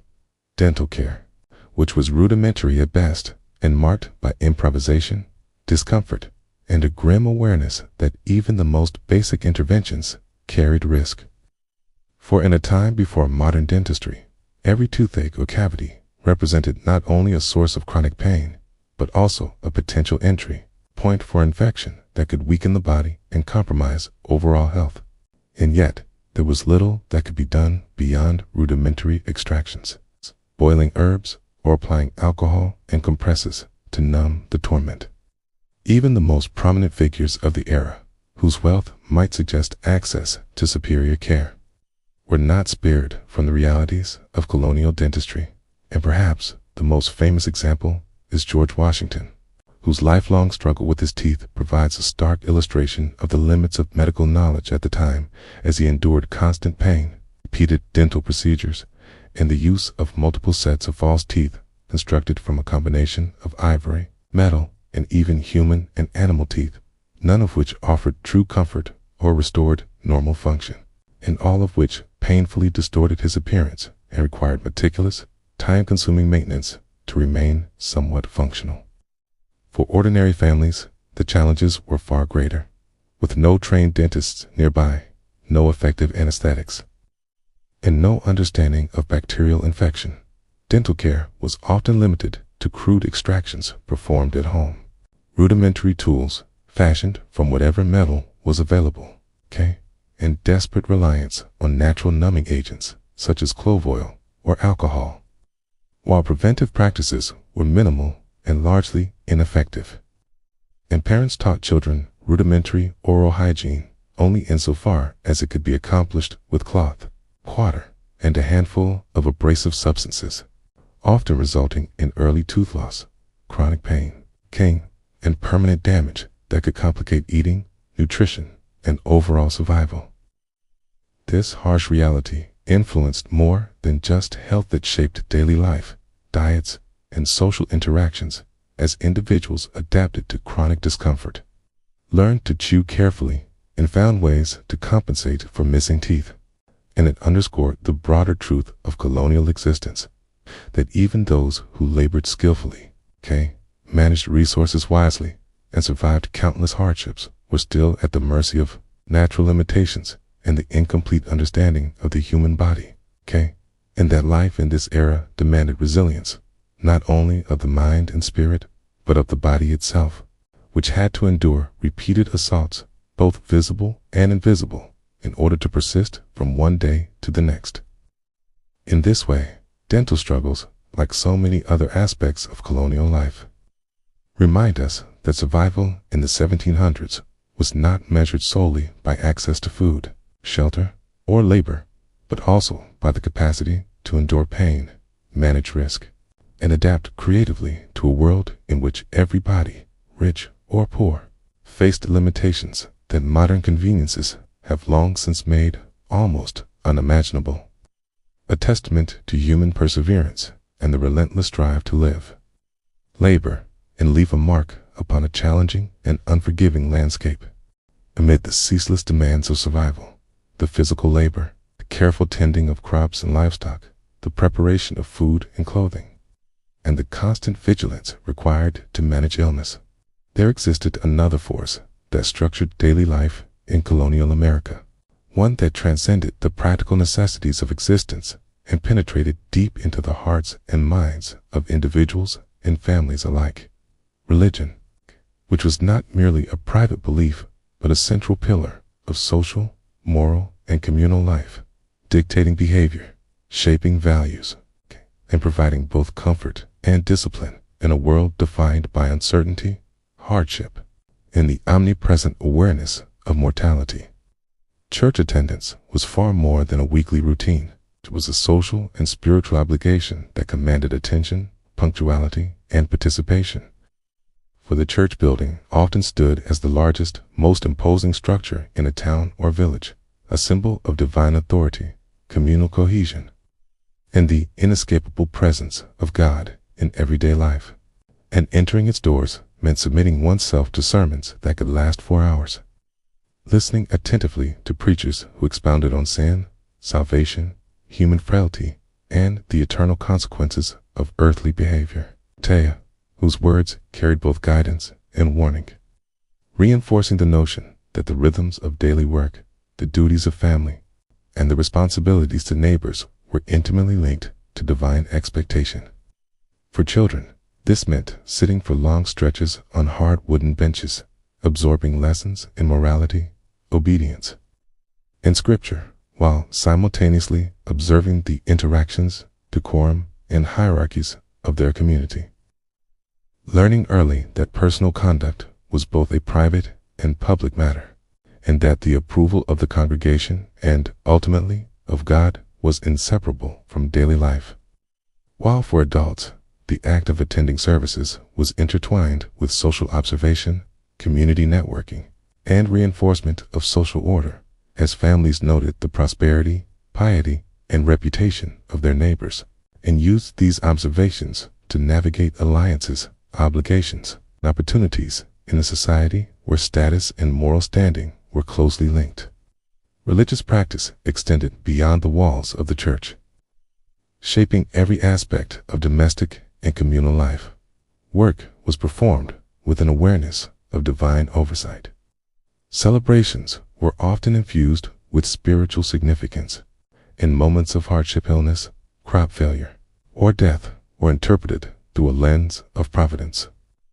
teaching both humility and perseverance, and creating a shared language of understanding that bound communities together, even as it reinforced social norms and expectations. In essence, faith in colonial America was inseparable from survival, for it offered structure to a world without modern conveniences, meaning to the laborious routines of daily life, and solace in the face of illness, accident, or misfortune. And it fostered a culture in which the spiritual, the social, and the practical were entwined, reminding everyone that the human experience was not only about enduring physical challenges, but also about finding purpose, guidance, and community in the unseen forces that governed both life and death, shaping a society where devotion and duty walked hand in hand, and where every act, from tending a field to teaching a child to spinning cloth by the fire, is imbued with both meaning and consequence. While religion structured the moral and social fabric of colonial life, education remained a far more uneven and elusive pursuit, largely dictated by the rigid hierarchies of social class and the prescribed roles of gender. For the promise of learning was not a universal gift, but a carefully rationed resource. It's available to some children and denied to others, shaping not only individual futures, but also the collective capabilities and expectations of entire communities. In reflecting a society where practical survival often outweighed intellectual ambition, yet where knowledge, when attainable, became both a tool of empowerment and a marker of status, boys born into wealthy or middle-class families might begin their days with lessons in reading, writing, and arithmetic, sometimes guided by a tutor or within a small schoolhouse, learning not only the mechanics of literacy, but also classical history, religious texts, and practical knowledge necessary for managing estates, trade, or professional enterprises, while girls were often taught at home, focusing on household management, sewing, and other domestic skills deemed appropriate for their roles, illustrating how education was inseparable from the expectations of gender and class, and how the opportunities afforded to a child could set the trajectory of an entire life. In poorer households, access to formal education was rare, if it existed at all, and children were more likely to spend their early years mastering the skills needed for survival: tending animals, assisting in the fields, gathering water, preparing food, learning the complex rhythms of labor that would sustain the family, all while observing the rules, rituals, and techniques passed down from elders, effectively blending experiential learning with oral instructions and creating a knowledge system rooted not in books or structured curricula, but in the practical, immediate requirements of daily life and in the collective wisdom of a household or community. Even where schools existed, conditions were rudimentary. Unheated buildings, hard wooden benches, and limited supplies challenged students to focus and persevere, while long sermons or rote memorization of catechisms reinforced the idea that learning was a disciplined exercise in obedience and endurance. As much as it was an intellectual pursuit, and the scope of knowledge remained tightly controlled by social and religious expectations, ensuring that education functioned as both a ladder of opportunity for some and a mechanism of social continuity for all, transmitting values, skills, and beliefs in a carefully calibrated balance between instruction and ideology. Yet, within these constraints, children displayed remarkable resilience and creativity, adapting lessons to their surroundings, experimenting with reading and writing on scraps of paper or slates, and sharing knowledge among siblings and neighbors, so that even those with the least formal instruction developed a practical intelligence, resourcefulness, and understanding of the world that would serve them for a lifetime, proving that in a society defined by both limitation and necessity, education was not merely a privilege or obligation, but an essential component of survival, shaping minds as surely as labor shaped bodies, and reinforcing the delicate balance between social structure, personal development, and the enduring human drive to learn, adapt, and thrive, despite the boundaries imposed by circumstance, even amidst the relentless demands of work, survival, and structured learning. The people of colonial America found ways to infuse their lives with moments of joy, creativity, and connection, crafting entertainment from the simplest materials in the most ordinary circumstances, transforming necessity into invention, and illustrating that, even in a world dominated by labor and hardship, the human spirit seeks expression, delight, and communal bonding. Children, with their boundless curiosity and ingenuity, often fashioned toys from what they could find. A carved piece of wood became a spinning top that whirled across the floor with a satisfying buzz. A hoop and stick could turn the dusty street into a racetrack of excitement and competition, and scraps of fabric or miniature household tools allowed girls to imitate their mother's chores, spinning tiny threads, weaving small looms, or pretending to cook, all while internalizing the skills they would one day need to manage households of their own, turning play into both education and amusement. Storytelling, a cornerstone of colonial entertainment, bridged generations and preserved communal memory as elders recounted tales of survival, misadventure, and folklore by the fire, weaving together lessons, laughter, and suspense, and providing a shared narrative that reinforced cultural values, entertained children, and reminded adults of the courage, resilience, and ingenuity required to navigate their world. Music, too, filled homes and public spaces with fiddles, flutes, and drums accompanying dances in barns, gatherings in homes, or celebrations of seasonal events. And these communal experiences offered a rare respite from toil, while simultaneously strengthening bonds, fostering cooperation, and creating traditions that would be remembered for years. Dancing was more than mere recreation. It was a socially binding ritual that allowed communities to gather, celebrate the harvest, mark religious festivals, or simply enjoy a fleeting release from the routine grind of daily labor. While meals shared during such events brought families and neighbors together, reinforcing the sense that survival was not solely an individual endeavor, but a collective one, where cooperation, shared knowledge, and mutual care were as essential to existence as fire, food, or clothing. Adults and children alike engaged in games, contests, and storytelling circles, cultivating skills of observation, strategy, and imagination, while simultaneously preserving and transmitting traditions, morals, and humor, and even work itself often blended seamlessly into entertainment. As corn husking, quilting, or barn raising could be transformed into social events filled with laughter, song, and storytelling, turning the laborious into the celebratory, and allowing the harsh realities of colonial life to be softened, if only momentarily, by human ingenuity, joy, and camaraderie. In this way, the seemingly modest forms of entertainment, handmade toys, prize games, music, dance, and stories passed down through generations revealed a profound truth about colonial life, that even in a world dominated by hardship, people found, created, and cherished moments of beauty, connection, and play, demonstrating that resilience and creativity are inseparable from survival, and that the human capacity to imagine, laugh, and celebrate can flourish even under the weight of toil, poverty, and uncertainty, illuminating the enduring spirit that carried communities forward, season after season, year after year. Amidst the bustling rhythm of colonial villages and homesteads, it was often the women who formed the invisible backbone of daily life, orchestrating a complex symphony of domestic duties that extended far beyond mere household maintenance and into the very survival of their families. For their work encompassed a wide array of responsibilities, from preparing and cooking the daily meals, which often involved long hours over smoky, unpredictable fires, to cleaning living spaces with whatever tools and resources were available, tending to the cleanliness of floors, utensils, and clothing in an environment where water was scarce. And every effort to reduce filth and contamination could mean the difference between sickness and health.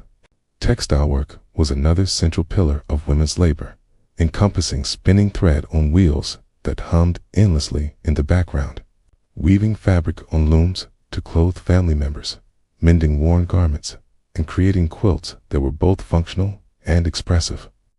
serving as warm coverings during harsh winters while simultaneously showcasing skill, patience, and creativity, often stitched with patterns or symbols that carried stories, values, or a sense of identity across generations. And while these tasks may seem mundane to a modern eye, they were vital lifelines, shaping the comfort, appearance, and survival of every household. Childcare, too, demanded constant attention and ingenuity. Mothers and older daughters nurtured the youngest members of the family, educated them in social norms, practical skills, and basic literacy, tended to injuries and illnesses with the same knowledge of herbs, poultices, and folk remedies that had been passed down for generations, and simultaneously ensured that children contributed to the family's work through chores appropriate to their age and abilities, creating an interwoven system of care, labor, and instruction that sustained the household as a living, functioning unit. For women living on farms, the demands extended even further into agricultural labor, with planting, tending, and harvesting crops often requiring long hours in the sun, rain, or snow, complementing the work of men, and ensuring that the family had enough food to survive the coming months, while simultaneously balancing the endless domestic tasks that could not be postponed. Even in wealthier households, where servants might assist with certain chores, women remained deeply involved in managing the household, overseeing servants, coordinating meals, ensuring fires were maintained, and attending to both social and practical obligations, demonstrating that regardless of social class, the work of women was central, continuous, and indispensable. Through this relentless cycle of cooking, cleaning, textile production, childcare, and farm labor, colonial women shaped the rhythm, comfort, and survival of their families and communities, blending endurance, skill, creativity, and foresight into every task, and quietly yet powerfully asserting a form of authority and competence that underpinned the very fabric of colonial life,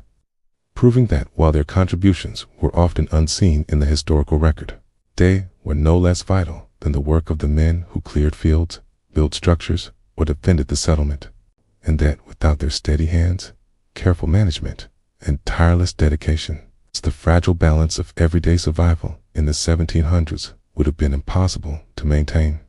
Beyond the daily chores that sustained the immediate comfort and health of their households, colonial women carried responsibilities that extended deeply into the production of essential goods, weaving together a web of work that not only supported their families, but also reinforced the broader community as survival and resilience. For every thread they spun, every meal they prepared, and every article of clothing they fashioned was an investment in both continuity and stability, connecting the intimate sphere of home life with the larger fabric of society, where shared labor and interdependence were essential for enduring the harsh realities of the time. In the quiet hours before dawn, women might rise to churn butter from freshly drawn milk, knead bread dough that would feed the family for days, or prepare salted meats and preserved vegetables to withstand long winters, all while simultaneously tending to spinning wheels, looms, or sewing tasks that would produce garments for both practical use and social necessity, often exchanging or trading surplus materials with neighbors, thus contributing not only to their household survival, but to the sustenance of the wider community, where every hand that worked could mean the difference between abundance and scarcity. Clothing production, in particular, was a labor-intensive art that demanded patience, precision, and an intimate understanding of materials, for fabric had to be spun, dyed, and woven carefully,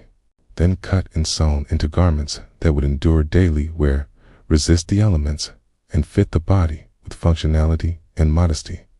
While the skills required to complete these tasks were honed over years of observation, practice, and tradition, passed from mother to daughter, embedding knowledge, culture, and a sense of craftsmanship in every stitch, and ensuring that the family's appearance, warmth, and dignity were preserved even under challenging conditions.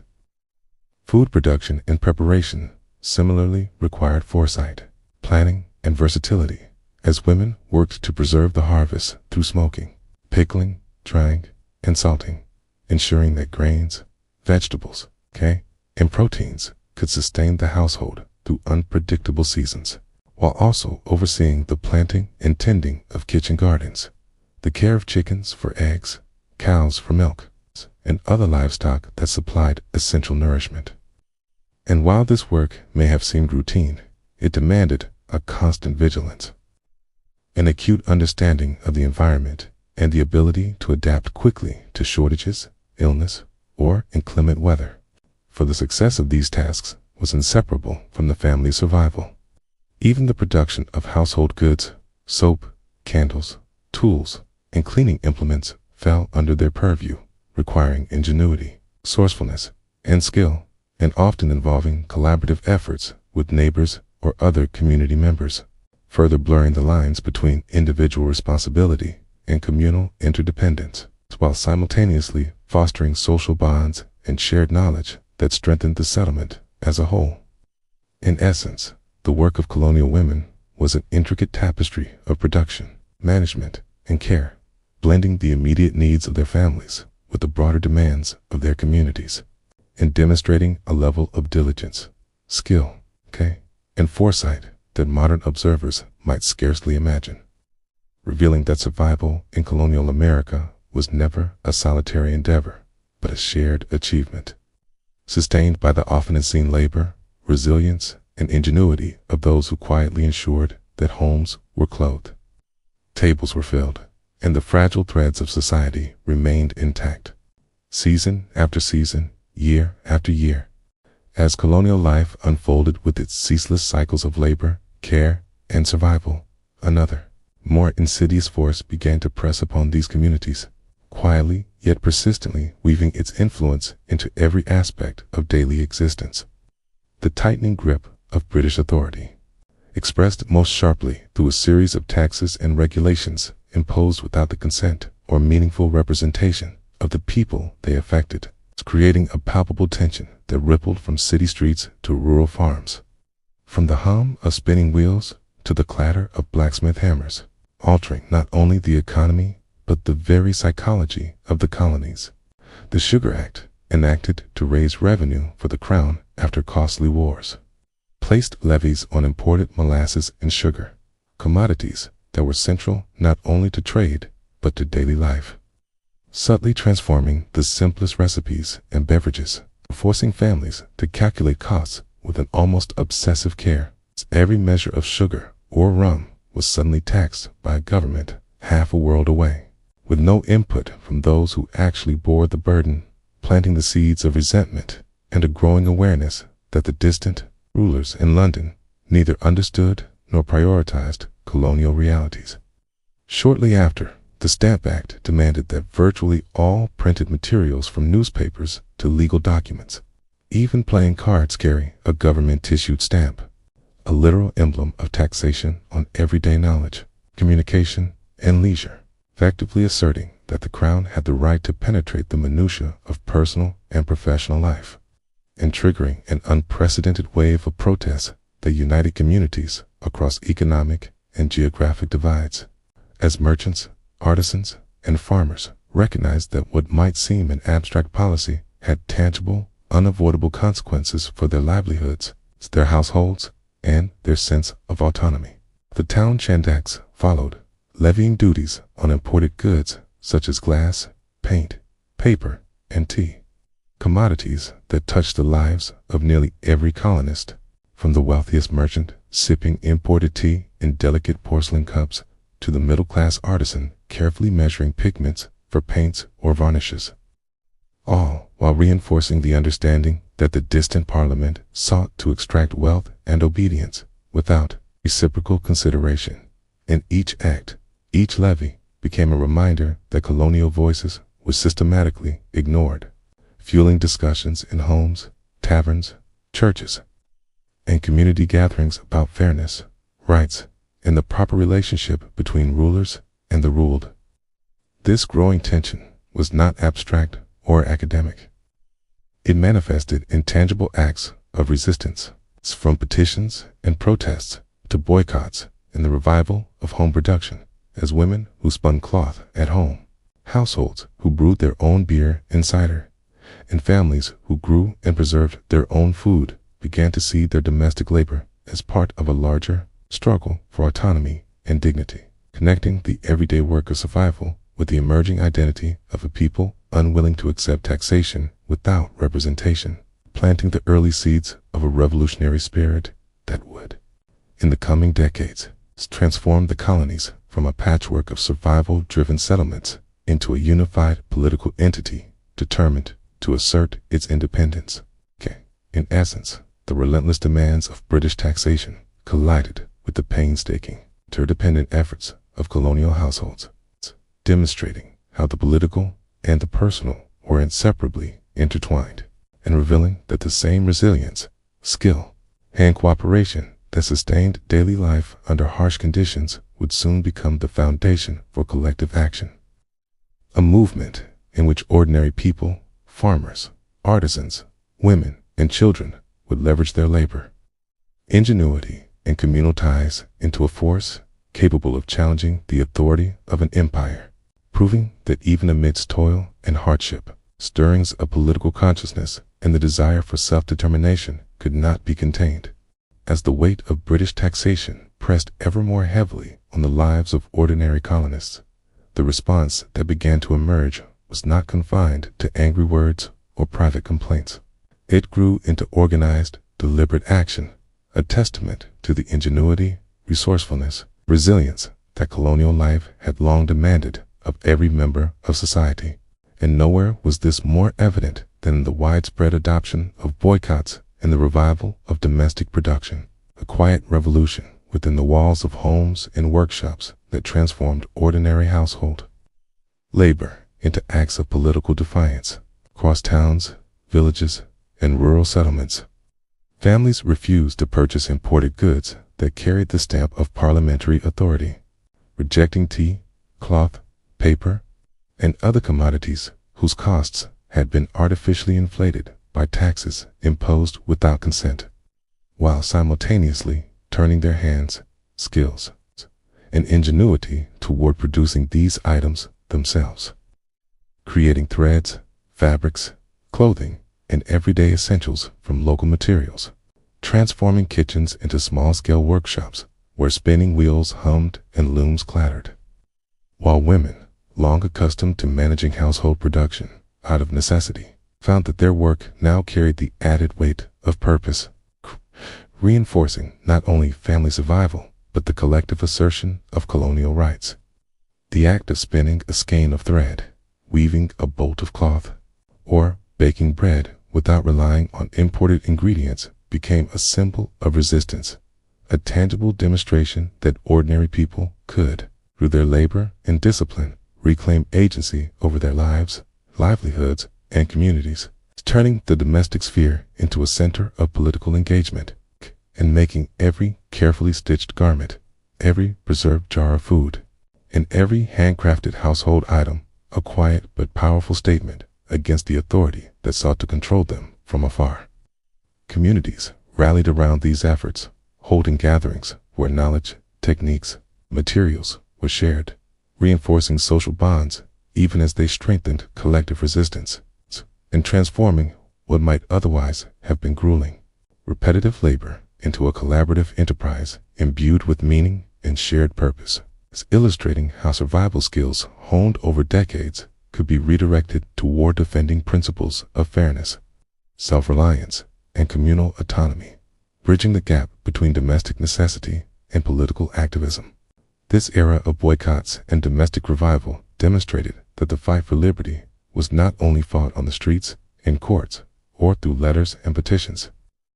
but in every home where hands worked tirelessly to produce what was needed,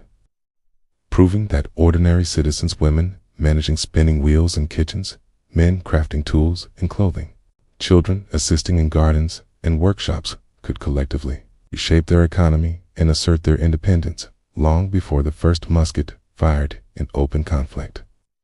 and that the seemingly mundane acts of daily life, preparing food, making clothing, and crafting household goods could become threads in a larger tapestry of resistance,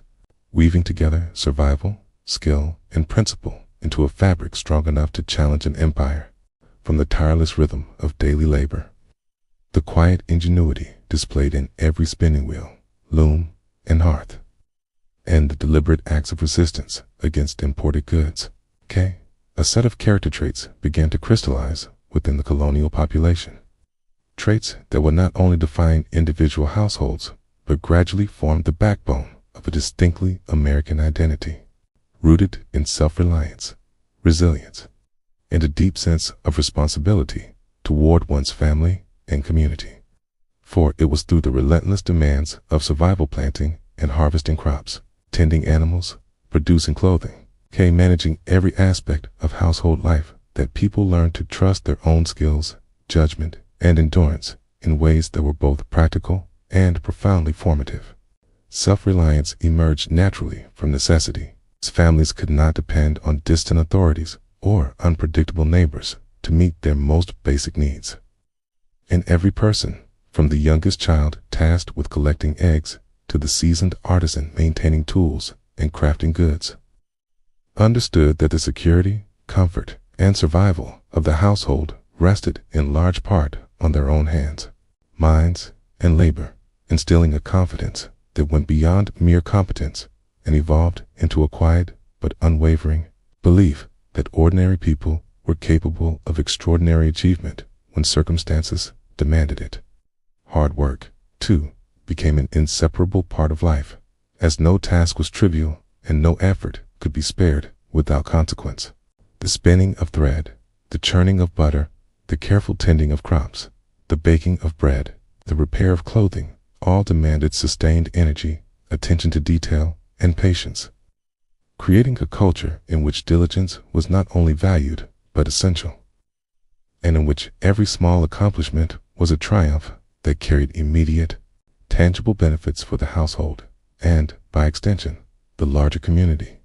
Equally important was the cultivation of community responsibility for for survival in colonial America was never a solitary endeavor. Neighbors shared ovens, barns, and tools. They exchanged knowledge, labor, and support during harvests, barn raisings, and festivals. And they recognized that the well-being of one family often depended on the cooperation, skill, and goodwill of others, embedding a sense of collective obligation that balanced individual effort with communal care, securing that success, security, resilience were understood as intertwined with the strength of the social fabric surrounding them. Over time, these traits coalesced into a defining identity that extended beyond the immediate demands of colonial life, shaping not only how people approached daily survival, but also how they perceived their role within the broader political and social landscape, instilling a belief that ordinary individuals, through ingenuity, discipline, and mutual support, could assert influence, defend their rights, and participate in shaping their own destinies, and that the ordinary virtues of self-reliance, hard work, and responsibility were not merely personal qualities, but foundational principles capable of sustaining a society and, eventually, inspiring a movement toward independence and nationhood. In this way, the everyday labors, domestic vigilance, communal cooperation, and quiet acts of resistance did more than secure immediate survival. They forged the character of a people, embedding values, habits, and confidence that would echo across generations, providing the moral and practical scaffolding for the birth of a nation, built not only on rebellion against distant authority, but on the lived experience, skills, character of ordinary individuals who would learn to rely on themselves, support one another, and endure against immense odds. A legacy that would come to define the essence of what it meant to be American, amidst the unrelenting demands of colonial life, where each day dawned with a host of essential tasks from tending crops and livestock to preparing meals. Spinning thread, weaving cloth, and managing the endless maintenance of home and hearth there existed a paradoxical beauty in the intensity of existence. For while the labor was exhausting, the hardships unyielding, and the comforts few and fleeting, this world shaped its inhabitants with a resilience that went far beyond physical endurance, forging minds and characters attuned to problem-solving, resourcefulness, and adaptability, qualities that were cultivated not in classrooms or through instruction, but through lived experience. As families, young and old, confronted the unpredictable challenges of weather, disease, scarcity, and the constant necessity of mutual dependence. Skill, in this context, was not a matter of choice, but survival. Every action required mastery, whether drawing water from a well, controlling the fire that provided warmth and sustenance, or preserving the harvest to last through bitter winters. And these practical abilities were honed daily, woven into the very rhythm of life, creating a population whose competence was both broad and deep, encompassing farming, animal husbandry, carpentry, blacksmithing, sewing, cooking, and countless other arts, each one contributing to the survival and comfort of the household, and each one a testament to the ingenuity and perseverance that the colonial environment demanded. Yet, perhaps the most enduring lesson of all lay not in individual skill or diligence, but in the profound interdependence of community, for no family existed in isolation, and no labor, however skillfully executed, could fully protect one household from the uncertainties of the wider world. Shared ovens, barn raisings, coordinated planting and harvesting, and collaborative knowledge sharing became lifelines, transforming what might otherwise have been solitary toil into collective effort. While the bonds forged through this cooperation nurtured a culture in which social responsibility, mutual aid, and shared purpose were as vital as any material resource, and the recognition that survival was inseparable from communal strength shaped not only daily life, but the ethical and social framework of the emerging society. Viewed from a distance, colonial life might appear harsh, austere, and unforgiving.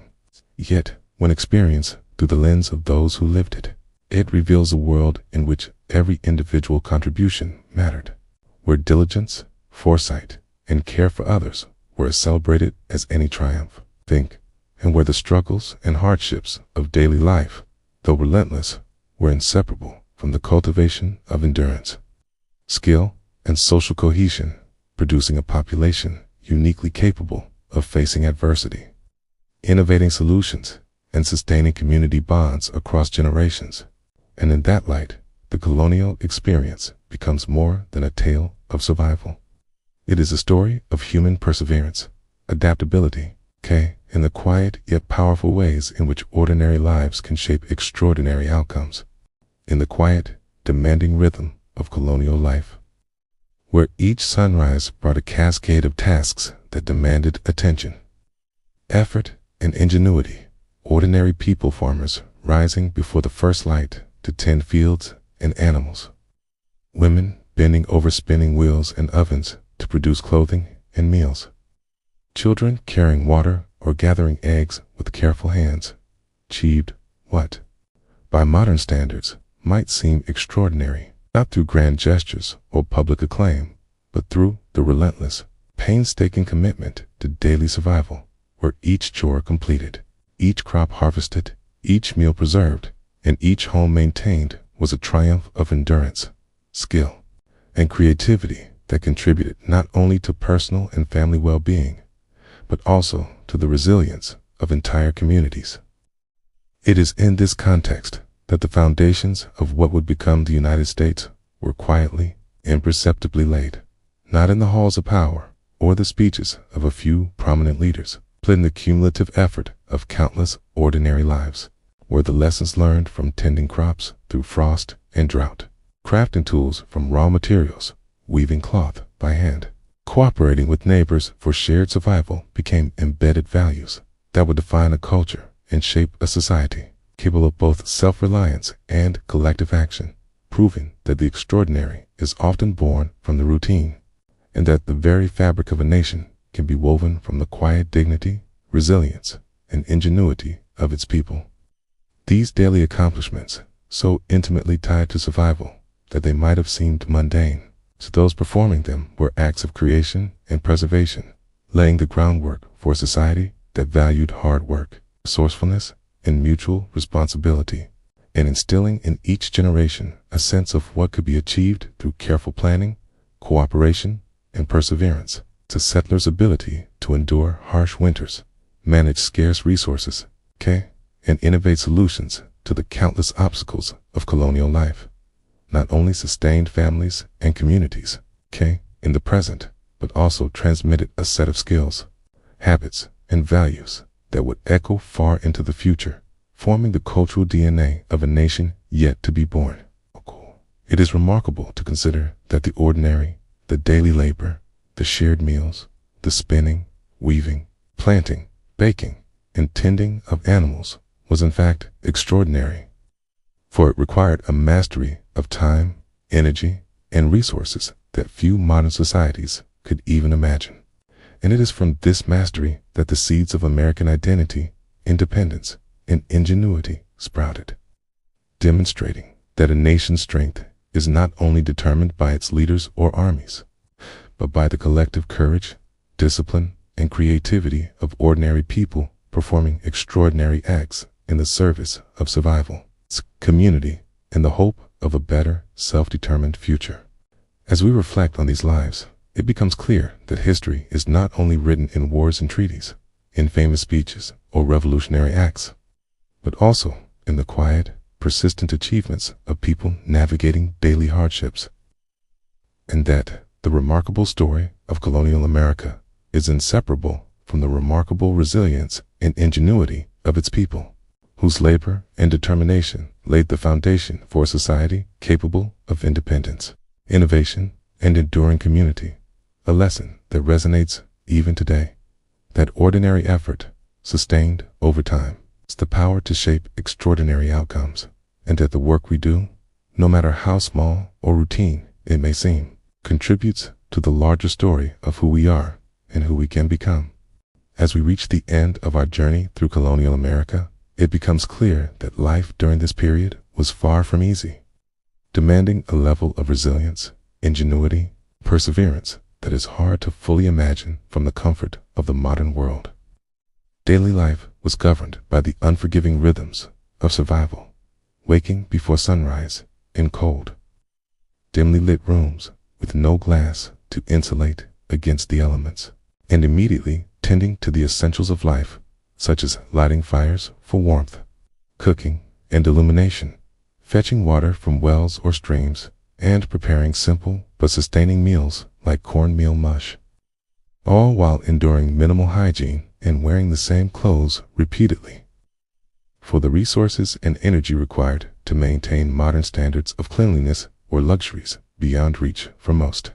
Housing and living conditions reflected this stark reality, as most homes were constructed from wood and thatch, offering only the barest protection against cold winds and rain, while even wealthier colonists, with their imported glass windows, better furnishings, and luxuries like tea or coffee, faced drafty rooms and the constant labor of tending fires for heat and light. Sanitation was rudimentary at best. Outhouses, overflowing waste pits, contaminated water were common, contributing to widespread disease in a general environment in which survival depended as much on careful vigilance and practical skill as on sheer physical strength. Fire, central to almost every activity, demanded careful attention and knowledge, for its control could mean the difference between warmth and danger, nourishment and hunger, or even life and death. Food production and preservation were equally arduous. Families cultivated the three sisters, corn, beans, and squash, while also tending to animals for milk, cheese, eggs, and meat, knowing that every harvest determined their chances of survival through the harsh winters. Preservation techniques such as smoking, salting, pickling, and drying were not mere traditions, but essential strategies, without which even a small lapse could lead to scarcity or starvation. Each successful harvest and carefully preserved supply represented not just sustenance, but a triumphal foresight, labor, and intimate knowledge of the land and seasons. Labor in colonial communities was intense and unrelenting, extending far beyond the tasks of farming and food preparation to include spinning,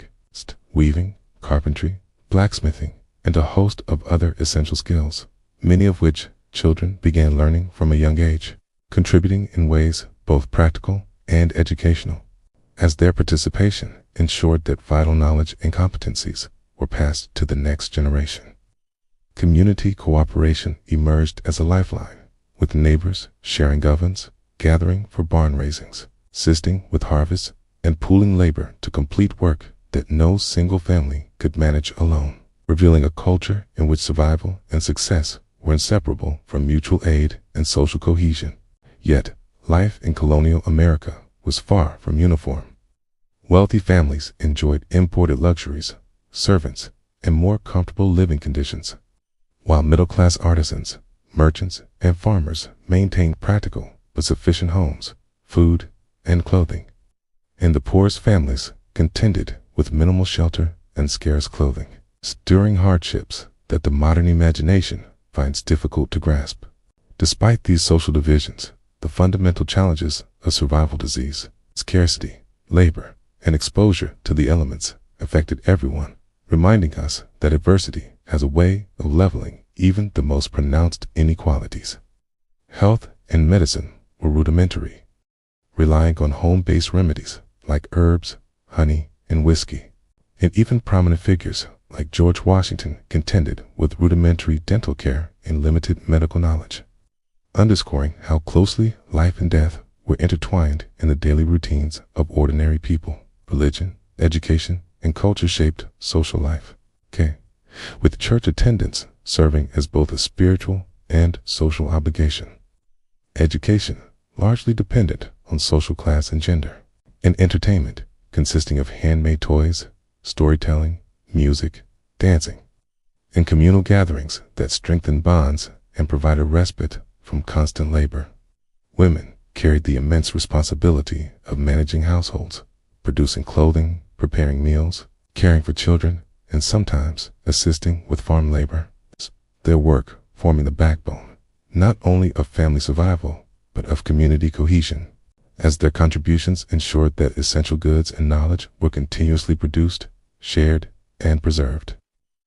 At the same time, tensions with Britain over taxation without representation, including measures like the Sugar Act, Stamp Act, and Townshend Acts, prompted colonists to organize boycotts and revive domestic production, laying the groundwork for a culture that valued self-reliance, hard work, and collective responsibility traits that would come to define the American identity.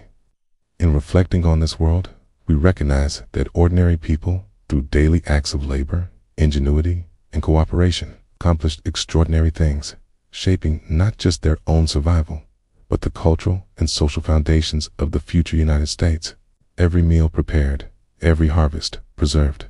every shared effort and learned skill contributed to a society capable of enduring immense challenges and ultimately striving toward independence, innovation, and community resilience. It is a powerful reminder that extraordinary achievements are often rooted in the ordinary, in consistent effort, collaboration, and the willingness to face life's demands with persistence and creativity. So, as we close this journey through the sights, sounds, and struggles of colonial America, remember that the courage, skill, and determination of those who came before us shaped a legacy that continues to influence the world today, teaching us that resilience, resourcefulness, a sense of community remain as vital now as they were then. Thank you for joining this exploration of history. And as you settle in for the night, may these stories inspire reflection, gratitude, and a sense of wonder. Sleep well, dream deeply, and good night.